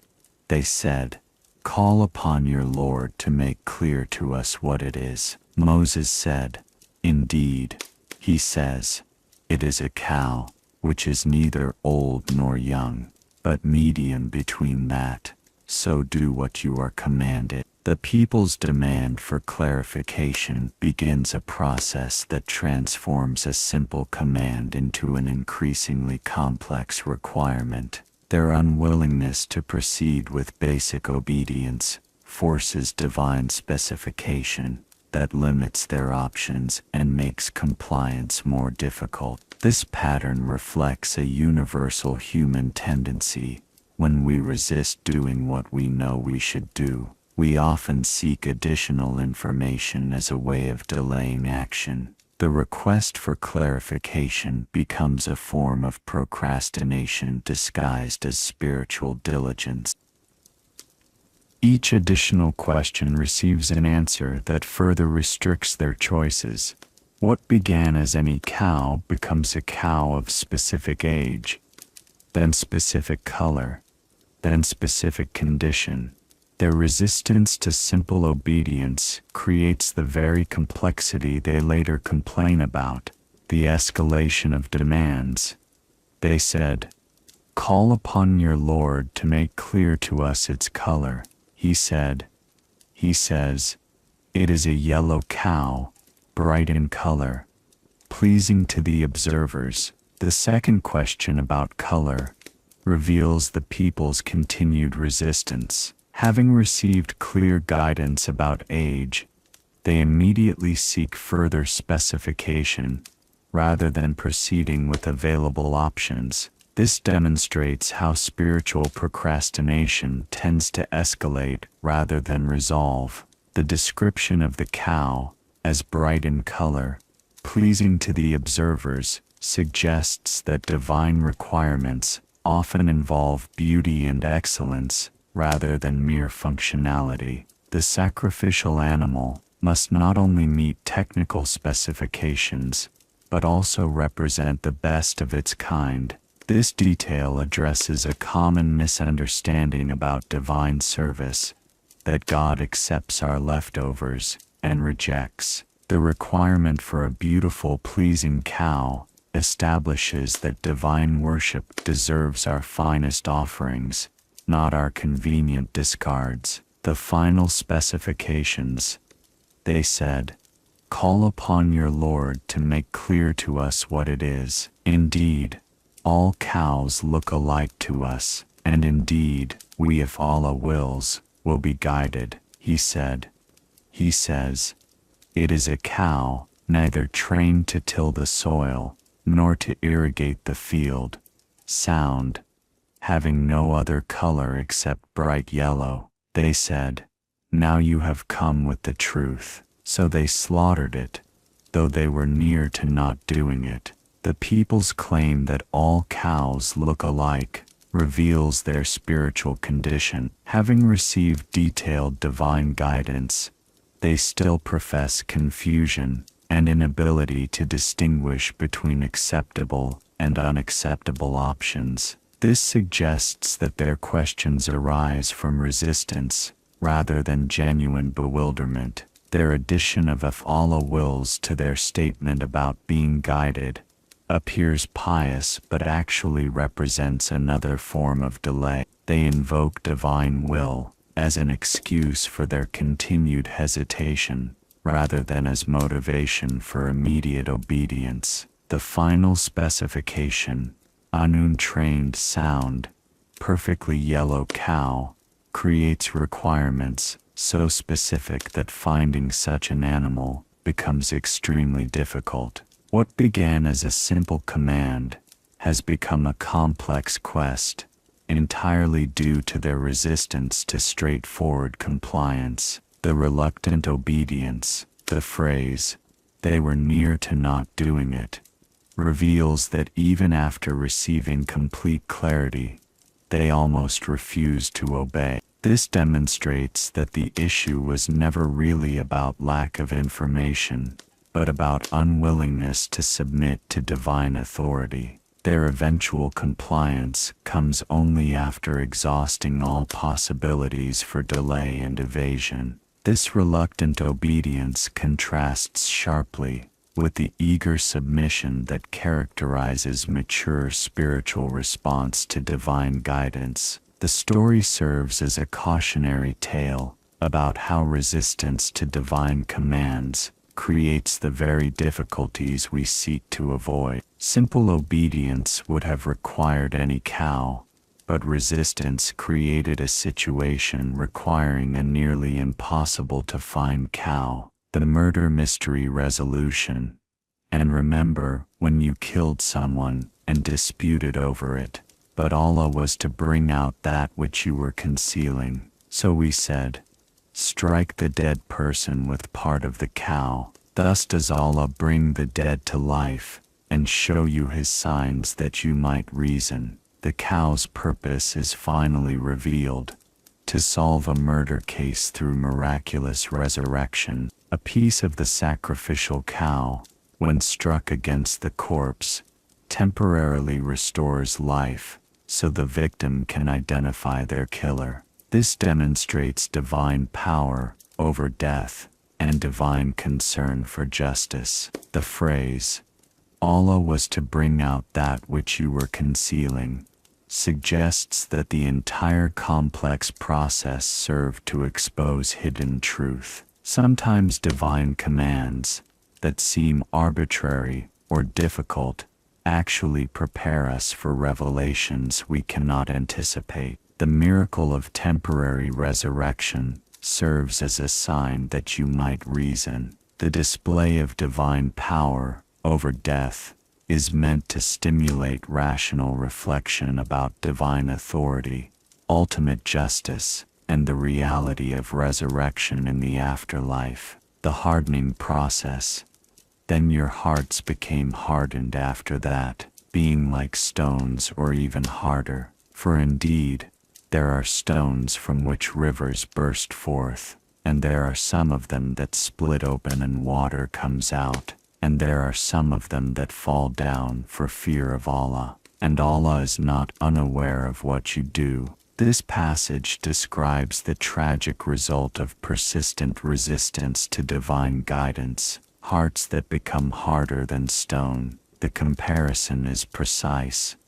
Their hearts are not just like stones but harder than stones, because even stones can be more responsive to divine influence than hardened human hearts. The text describes 3 ways stones respond to divine power. Some burst forth with rivers, some split to release water, and some fall down in fear. Each represents a form of responsiveness that hardened hearts lack. They cannot provide life-giving guidance to others, cannot open to receive divine influence, and cannot humble themselves before divine majesty. Do you covet that they will believe for you while a party of them used to hear the word of Allah, and then distort it, after they had understood it while they were knowing? This verse addresses one of the most troubling forms of religious corruption, the deliberate alteration of divine guidance by those who understand it perfectly.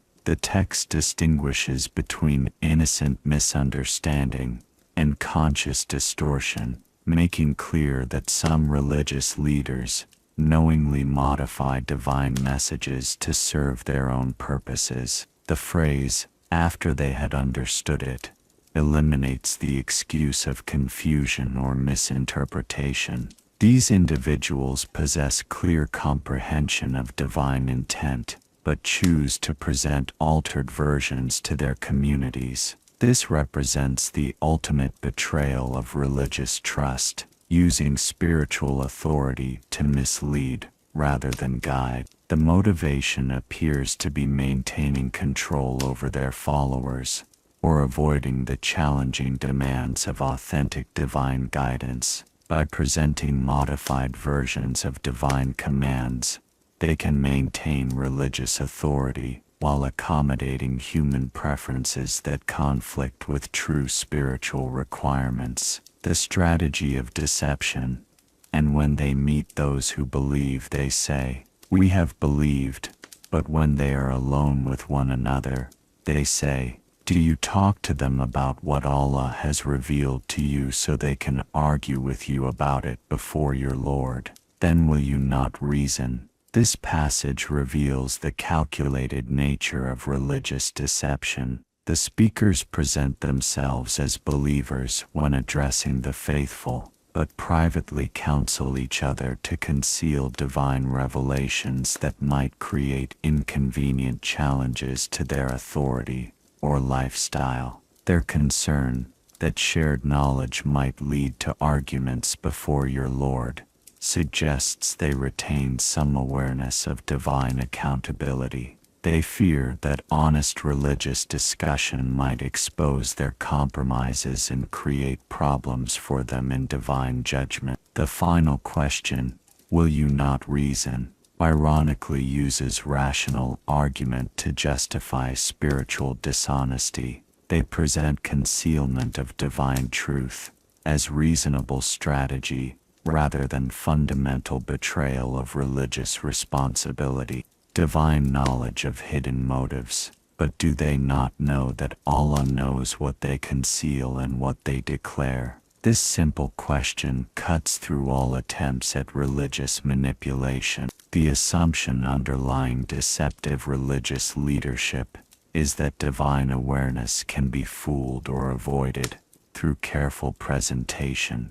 This verse demolishes that assumption completely. The pairing of conceal and declare suggests that divine knowledge encompasses both private thoughts and public statements. Religious leaders cannot maintain different versions of truth for different audiences while avoiding divine scrutiny of their duplicity. This awareness should transform how religious authorities approach their responsibilities, knowing that every private conversation and hidden motivation remains visible to divine observation should eliminate the temptation to treat religious truth as malleable material for human manipulation. The illiterate and their wishes, and among them are unlettered ones who do not know the scripture, except in wishful thinking, but they are only assuming. This verse describes another category of religious corruption, those who lack actual knowledge of divine guidance, but create their own versions based on personal desires and cultural assumptions. Unlike the learned who deliberately distort, these individuals simply don't know what divine guidance actually teaches. The phrase wishful thinking suggests that their religious beliefs conform to what they hope is true, rather than what divine revelation actually contains. They create comfortable versions of divine will that accommodate their preferred lifestyle and worldview. The warning that they are only assuming emphasizes the dangerous nature of basing religious conviction on speculation rather than revealed knowledge. Such assumptions may feel comforting, but provide no reliable foundation for spiritual development or divine relationship. The commerce of religious authority. So woe to those who write the book with their own hands, then say, "This is from Allah," in order to exchange it for a small price. Woe to them for what their hands have written, and woe to them for that they earn. This represents, perhaps, the gravest form of religious corruption, creating false religious texts and attributing them to divine origin for financial gain. The double woe emphasizes the severity of this offense against both divine authority and human trust. The phrase small price suggests that the temporal benefits gained through such deception are insignificant compared to the spiritual damage inflicted. Whether the motivation is money, power, or social standing, the rewards are described as trivial in comparison to the consequences. The specific mention of what their hands have written emphasizes human agency in creating this corruption. These are not innocent errors or misunderstandings, but deliberate fabrications designed to exploit religious faith for personal advantage. The illusion of limited punishment. And they say, "Never will the fire touch us, except for a few days." Say, "Have you taken a covenant with Allah? For Allah will never break his covenant." Or do you say about Allah that which you do not know? This passage addresses the psychological mechanism that enables persistent religious corruption, the belief that consequences will be minimal and temporary. The corruptors convince themselves that their violations of divine guidance will result in only brief, manageable punishment. The response challenges this assumption by questioning its foundation. Have they received special divine assurance about limited punishment, or are they simply making unfounded assumptions about divine justice? The implied answer is that their confidence rests on wishful thinking rather than revealed truth. The reference to divine covenant emphasizes that authentic religious promises come through established channels of divine communication, not through human speculation or rationalization. True divine commitments are reliable, but self-created expectations have no foundation. the reality of spiritual consequence. Yes, whoever earns evil and his sin has encompassed him. Those are the companions of the fire. They will abide therein eternally. This verse establishes the actual nature of spiritual consequence for persistent evil behavior. The image of sin, encompassing the individual, suggests that wrongdoing eventually becomes so integral to personal identity that separation becomes impossible. The progression from earning evil to being encompassed by it describes how moral choices gradually transform character. Individual acts of wrongdoing accumulate into patterns, patterns solidify into habits, and habits ultimately define identity. The designation as companions of the fire suggests that the punishment involves relationship. These individuals become so identified with spiritual corruption that they naturally belong with others who share their condition. The fire represents not arbitrary divine anger, but the logical destination for those who choose spiritual darkness. The promise for the righteous, but those who believe and do righteous deeds, those are the companions of paradise. They will abide therein eternally. The contrast is immediate and complete.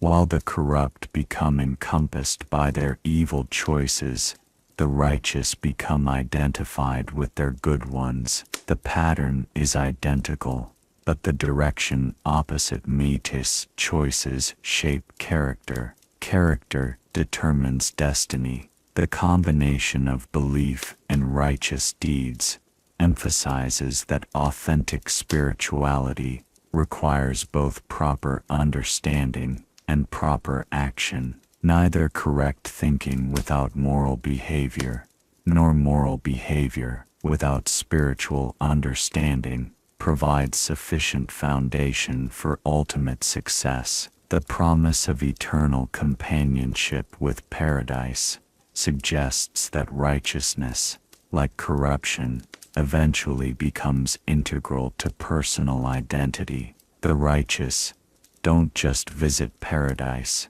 they belong there, because they have become the kind of people for whom paradise represents natural habitat, the covenant of comprehensive obedience.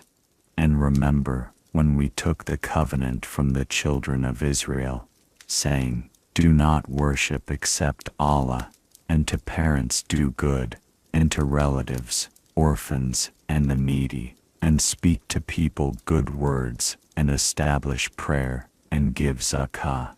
Then you turned away, except a few of you, and you were refusing. This passage outlines the comprehensive nature of authentic religious commitment. The covenant includes vertical responsibilities, worship of Allah, and horizontal responsibilities, treatment of family, community, and society. True spirituality cannot be compartmentalized into purely religious activities, separate from social relationships. The inclusion of speak to people good words among fundamental religious obligations emphasizes that how we communicate with others reflects our spiritual condition. Kind speech becomes a form of worship, while harsh or deceptive communication violates divine expectations. The tragic conclusion,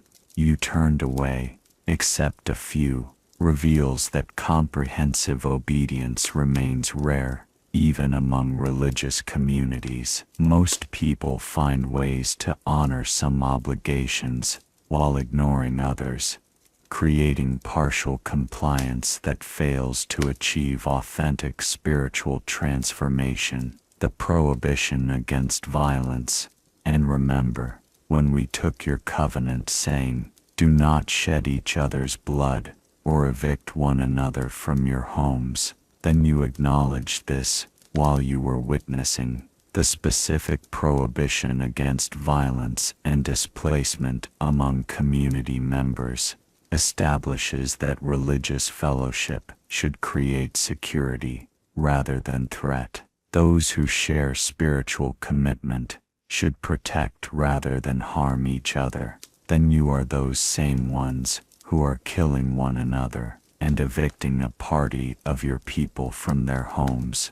You support each other against them in sin and transgression. But if they come to you as captives, you ransom them, although their eviction was forbidden to you. So do you believe in part of the scripture and disbelieve in part? Then what is the recompense of those who do that among you, except disgrace in worldly life? And on the day of resurrection, they will be sent back to the most severe of punishments, and Allah is not unaware of what you do. This passage exposes one of the most glaring contradictions in human behavior: selective obedience to divine guidance. The same people who scrupulously observe certain religious obligations violate others with apparent ease. They ransom captives as their religion requires, while simultaneously engaging in the very violence that creates those captives in the first place.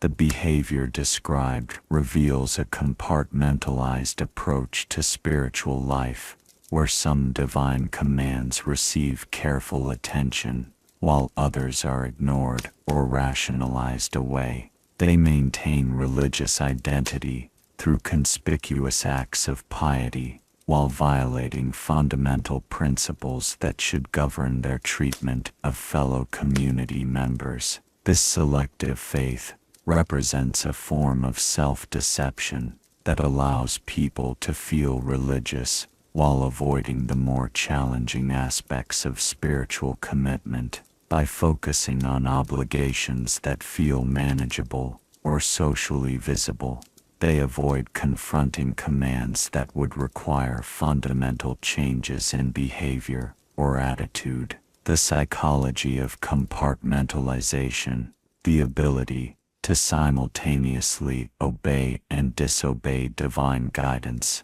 reflects a psychological splitting that protects the ego from recognizing its own contradictions. People develop elaborate mental systems that allow them to see themselves as faithful while ignoring evidence of their unfaithfulness.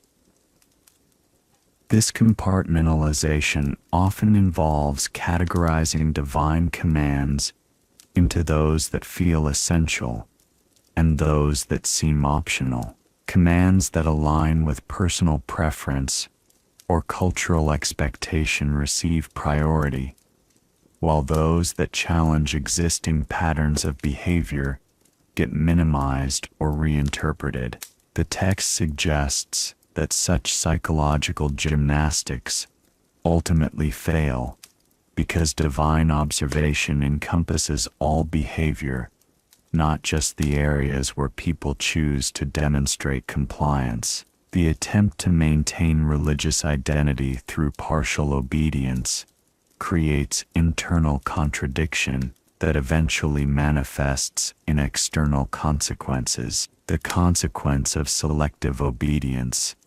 Then what is the recompense of those who do that among you?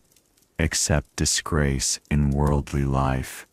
And on the day of resurrection, they will be sent back to the most severe of punishments. The consequences described operate on two levels: immediate social disgrace and ultimate spiritual punishment. The contradiction between claimed values and actual behavior eventually becomes apparent to observers, resulting in loss of credibility and respect. The phrase "most severe of punishments" suggests that partial faith may incur greater divine displeasure than complete rejection. Those who openly reject divine guidance make no claim to spiritual authority, but those who selectively obey, while claiming full commitment, add hypocrisy to their disobedience. This principle has profound implications for religious communities. The most damaging scandals often involve not those who openly oppose religious values, but those who publicly champion them while privately violating them. Such contradictions undermine the credibility of entire spiritual traditions. The temporal trade. Those are the ones who have bought the life of this world at the price of the hereafter, so the punishment will not be lightened for them, nor will they be helped. This verse presents spiritual choice as a transaction where people exchange eternal benefits for temporary advantages. The selective approach to divine guidance represents an attempt to gain worldly benefits while maintaining religious identity. But the text declares this strategy ultimately unsuccessful. The phrase, "bought the life of this world," suggests deliberate choice rather than unconscious drift. These individuals understand the eternal implications of their behavior, but choose immediate gratification over long-term consequences. This represents calculated spiritual irresponsibility rather than innocent error. The final clause, "nor will they be helped," indicates that the resources normally available for spiritual assistance become unavailable to those who consciously choose temporal over eternal values. Having rejected comprehensive divine guidance, they forfeit access to divine aid when consequences arrive. The pattern of prophetic rejection. And we certainly gave Moses the book and followed up after him with messengers. And we gave Jesus, the Son of Mary, clear proofs and supported him with the pure Spirit. But is it not that every time a messenger came to you with what your souls did not desire, you were arrogant? A party of them you denied, and another party you kill. This passage reveals a consistent pattern in human response to divine guidance: rejection of messages that challenge personal desires or cultural assumptions. The problem is not lack of divine communication, but human unwillingness to accept guidance that conflicts with established preferences. The progression from Moses to Jesus and beyond demonstrates divine patience in sending repeated messengers. Despite consistent rejection, each prophet receives divine support, clear proofs, miraculous signs, spiritual assistance. Yet the pattern of rejection continues across generations. The phrase, "what your souls did not desire," identifies the core issue. Spiritual guidance often demands changes that human nature resists. Rather than acknowledging this resistance and working to overcome it, people blame the messengers and reject the guidance itself. The escalation of rejection. The text describes two forms of prophetic rejection: denial and killing. This progression suggests that resistance to divine guidance tends to escalate over time. What begins as intellectual disagreement evolves into active persecution of those who embody unwelcome truth. The willingness to kill prophets represents the ultimate expression of human rejection of divine authority. It demonstrates that opposition to spiritual truth can become so intense that people prefer to eliminate its representatives rather than examine their own spiritual condition. This pattern continues beyond the prophetic era. Throughout history, those who challenge societies to live up to their highest spiritual ideals often face rejection, persecution, and sometimes martyrdom. The mechanism remains consistent, even when the specific religious context changes. The claim of invulnerable hearts. And they said, "Our hearts are wrapped But no, Allah has cursed them for their disbelief. So little is it that they believe. The claim that their hearts are wrapped represents an attempt to explain their inability to accept new divine guidance. They present this as a natural protection, rather than acknowledging it as the result of their own choices and attitudes. The divine response, Allah has cursed them for their disbelief, reframes their condition as consequence, rather than innate characteristic. Their hearts became wrapped through persistent rejection of truth, not through divine arbitrariness or natural immunity to spiritual influence. The phrase, "so little is it that they believe," suggests that even their claimed faith is minimal and ineffective. Their selective approach to divine guidance has eroded their capacity for genuine spiritual conviction, leaving them with religious forms but little spiritual substance. The response to new revelation.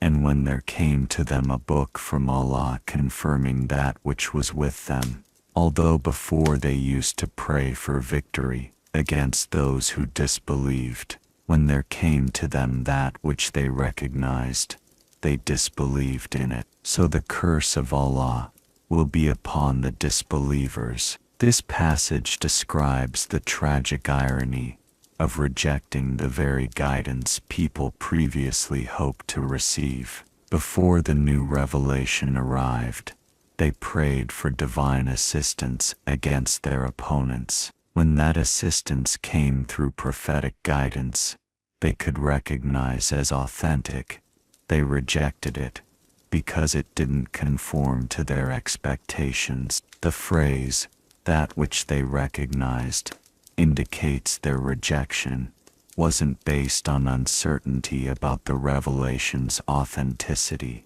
They could identify it as genuine divine communication, but chose to reject it anyway, because accepting it would require changes they were unwilling to make. This represents one of the most spiritually dangerous positions possible, recognizing divine truth, but rejecting it for personal convenience. Such rejection involves not ignorance, but deliberate choice to prioritize human preference over divine guidance, the self-destructive transaction.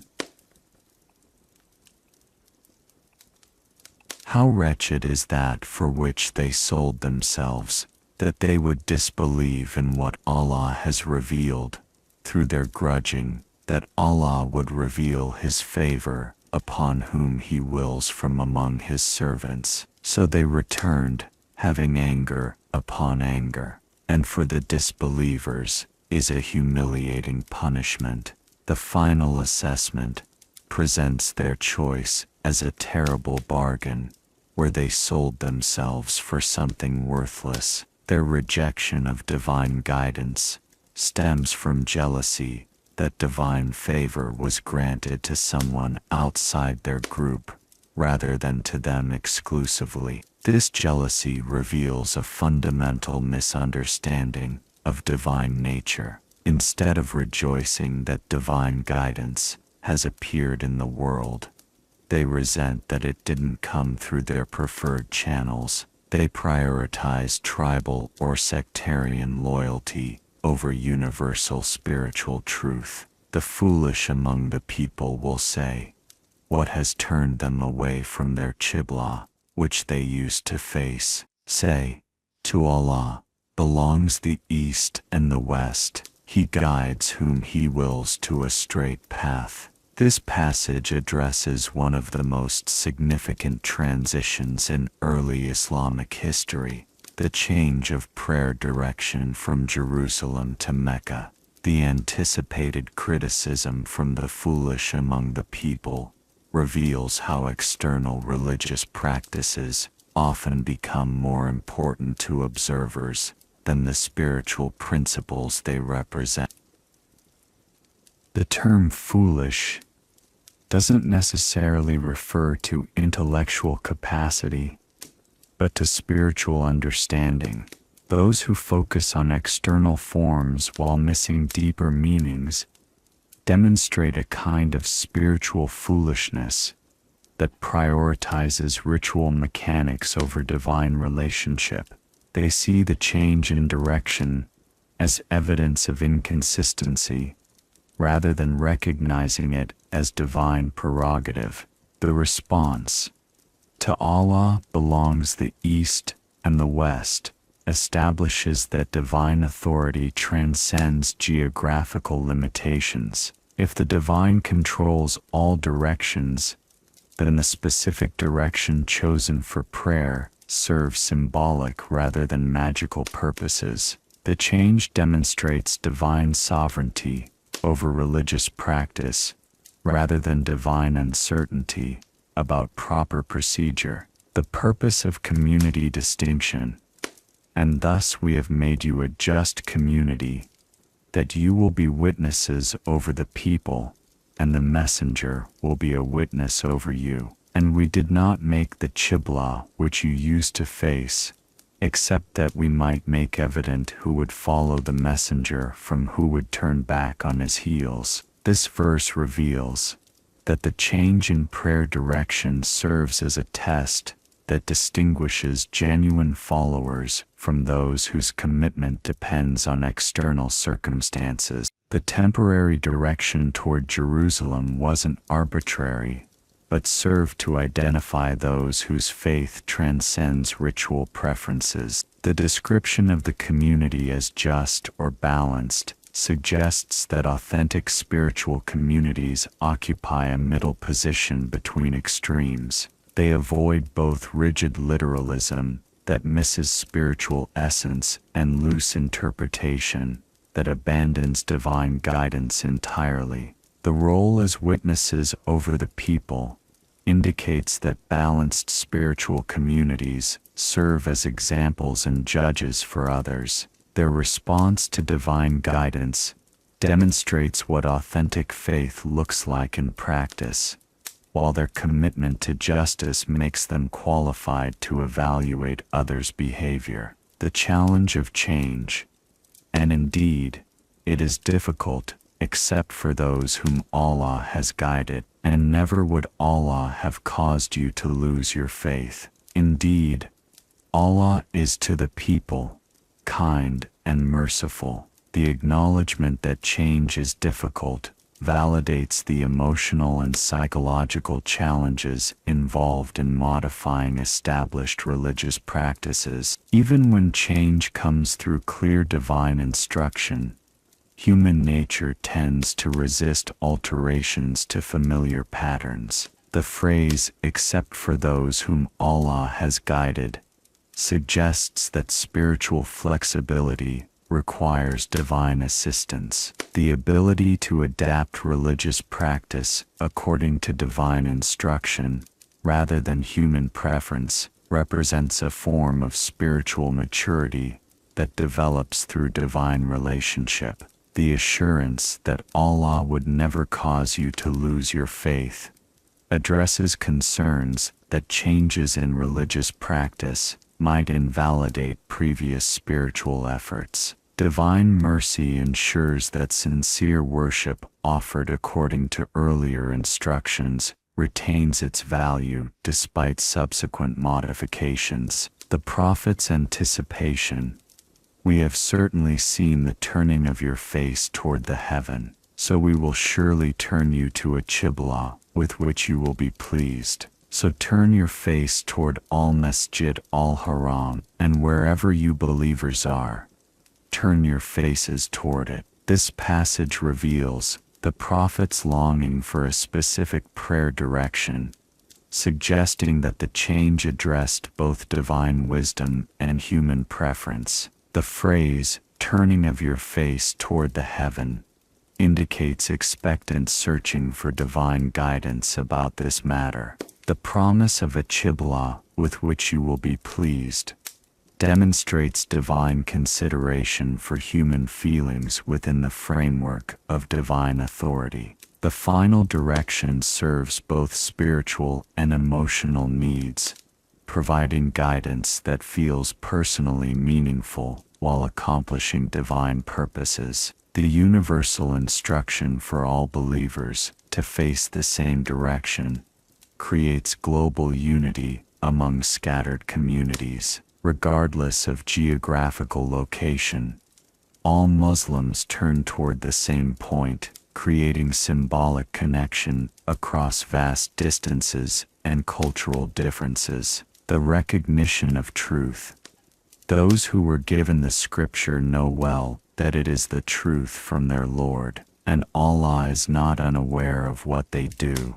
This verse suggests that knowledgeable people from other religious traditions recognize the authenticity of the prayer direction change. Their scriptural understanding enables them to see divine wisdom in modifications that might puzzle those with less spiritual insight. The phrase, "know well," implies certainty rather than speculation. Those with genuine scriptural knowledge can distinguish between authentic divine guidance and human innovation, even when changes challenge their own religious expectations or preferences. The final warning, "Well, Allah is not unaware of what they do," addresses the temptation to deny recognized truth for political or social reasons. Even when people understand divine authenticity, they may choose to reject it publicly to avoid inconvenient implications for their own religious authority.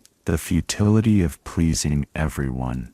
And if you brought to those who were given the scripture every sign, they would not follow your Qibla, nor will you be a follower of their Qibla, nor would they be followers of one another's Qibla. This passage acknowledges the reality that some people will reject divine guidance regardless of evidence presented. The issue isn't lack of proof, but unwillingness to accept truth that challenges established positions or requires personal change. The mutual incompatibility described died, nor would they be followers of one another's Qibla, suggests that the problem extends beyond rejection of new guidance to inability to achieve unity, even among themselves. This indicates that the resistance stems from deeper spiritual issues rather than specific objections to particular practices. The recognition of this futility liberates authentic spiritual communities from the impossible task of achieving universal approval. Energy can focus on faithful implementation of divine guidance rather than endless attempts to convince those determined to reject it. The warning against compromise. And if you were to follow their desires after the knowledge that has come to you, then indeed, you would be among the wrongdoers. This warning addresses the temptation to modify divine guidance to achieve social harmony or avoid conflict. The phrase, "after the knowledge that has come to you," emphasizes that compromise becomes particularly problematic when undertaken despite clear understanding of divine will. The designation as wrongdoers for those who follow human desires over divine guidance establishes clear moral categories. Well-intentioned attempts to please everyone can become spiritual wrongdoing when they involve abandoning divine instruction for human preference. This principle has broad application beyond the specific issue of prayer direction. Anytime spiritual communities face pressure to modify divine guidance to accommodate cultural expectations or avoid social friction, they encounter the same fundamental choice between divine approval and human acceptance. The recognition of divine signs.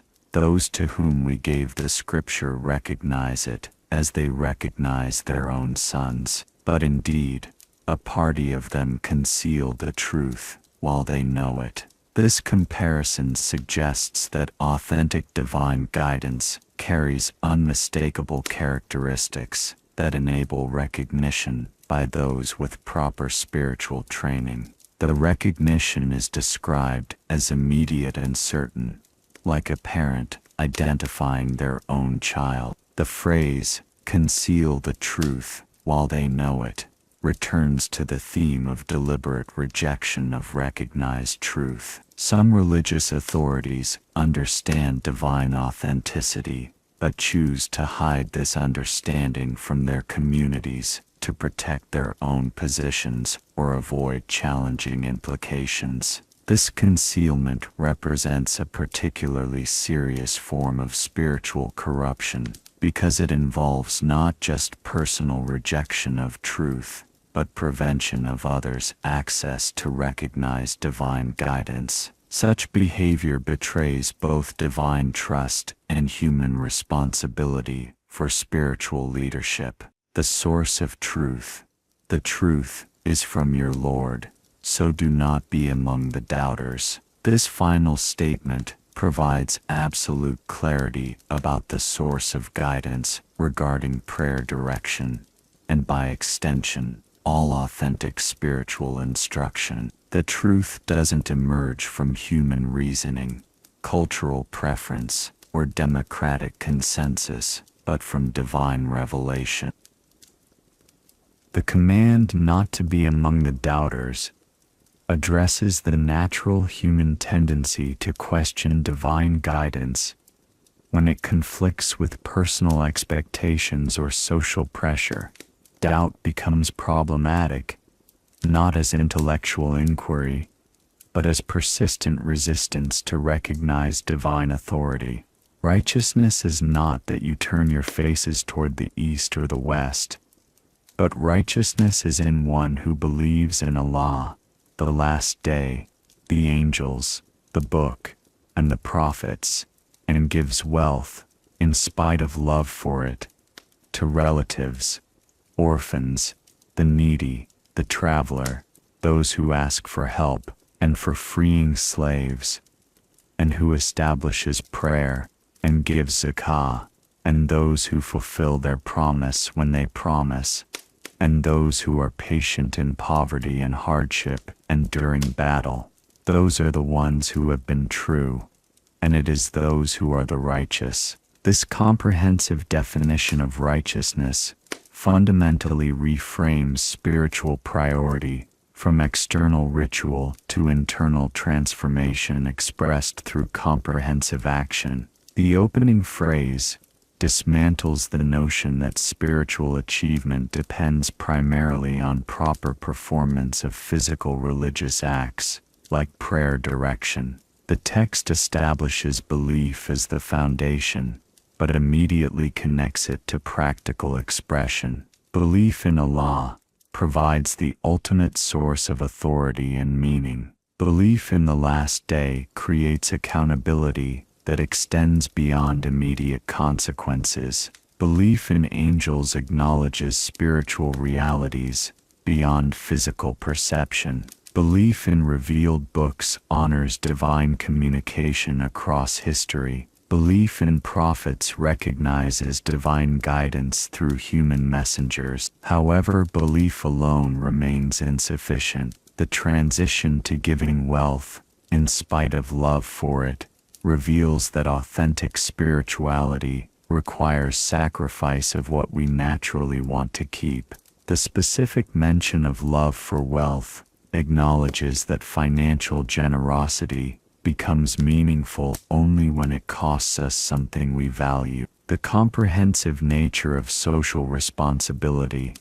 The list of recipients for charitable giving creates a complete social safety net. Relatives receive priority based on natural obligation. Orphans represent society's most vulnerable members. The needy include anyone facing economic hardship. Travelers require temporary assistance away from home. Those who ask deserve consideration, regardless of their specific circumstances, and enslaved people merit assistance toward freedom. This comprehensive approach suggests that authentic spirituality cannot be compartmentalized into purely religious activities, separate from social engagement. The righteous person actively works to address all forms of human suffering and vulnerability within their sphere of influence. The inclusion of freeing slaves establishes a principle that extends beyond the specific historical context. Authentic spiritual concern involves liberating people from any form of bondage or oppression that prevents them from achieving their full human potential. The integration of ritual and ethics, the mention of prayer and zakah among the characteristics of righteousness, indicates that ritual observance remains important, but only within the context of comprehensive spiritual development. Prayer without social responsibility becomes empty formalism, while social action without spiritual grounding lacks proper foundation and motivation. This integration challenges both religious formalists, who emphasize ritual precision while ignoring social obligations, and secular humanitarians, who focus on social action while dismissing spiritual dimensions. Authentic righteousness requires both vertical relationship with the divine and horizontal relationship with humanity. The specific mention of zakah as institutionalized wealth redistribution suggests that individual charity, while commendable, cannot substitute for systematic approaches to economic justice. Righteous communities develop structures that ensure fair distribution of resources,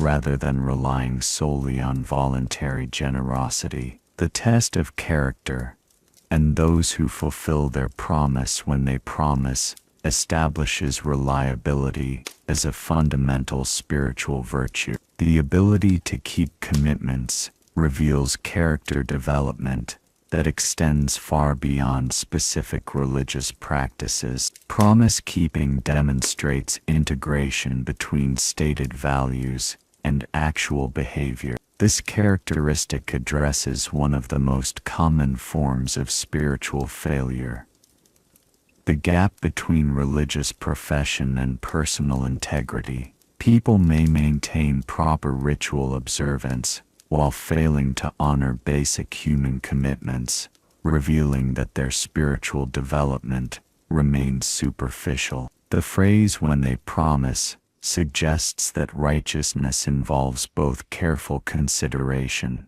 before making commitments and faithful execution once commitments are made. Spiritual maturity includes knowing your limitations and refusing to promise what you cannot deliver. Patience through adversity.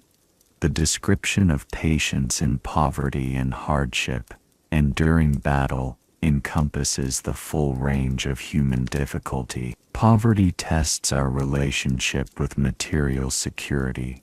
Hardship challenges our emotional resilience, and battle confronts us with ultimate questions of life and death. The Arabic word for patience carries implications of both endurance and active perseverance. This is not passive resignation to difficulty, but sustained commitment to spiritual principles, despite circumstances that make such commitment challenging. The specific mention of these three forms of adversity suggests that authentic spirituality must be tested under stress. Faith that exists only during comfortable circumstances lacks the depth necessary for genuine spiritual transformation. The verification of authenticity. Those are the ones who have been true, and it is those who are the righteous. This concluding statement establishes the described characteristics as the definitive test of spiritual authenticity. The word "true" suggests alignment between inner reality and outer expression. The connection between truthfulness and righteousness indicates that spiritual development involves increasing integration between belief and behavior, intention and action, private conviction and public expression. Those who achieve this integration demonstrate genuine spiritual progress. The designation as the righteous provides a clear standard for spiritual evaluation, rather than relying on subjective feelings or cultural approval. Individuals and communities can assess spiritual progress through observable characteristics that reflect comprehensive spiritual development. The law of justice. O you who have believed, prescribed for you is legal retribution for those murdered as the free for the free, the slave for the slave, and the female for the female. But whoever overlooks from his brother anything, then there should be a suitable follow-up and payment to him with good conduct. This passage introduces principles of justice that balance accountability with mercy. The fundamental principle, life for life, minus, establishes the serious nature of taking human life, while the qualification system recognizes social realities of the historical context. The option for forgiveness, whoever overlooks from his brother anything, introduces mercy as a higher spiritual response than strict justice. The victim's family receives authority to choose between retribution and forgiveness, with financial compensation providing a middle path between execution and complete amnesty. The emphasis on good conduct in implementing either justice or mercy suggests that the manner of response matters as much as the specific choice made. Even when exercising legal rights, believers should demonstrate character that reflects spiritual values, divine mercy, and warning.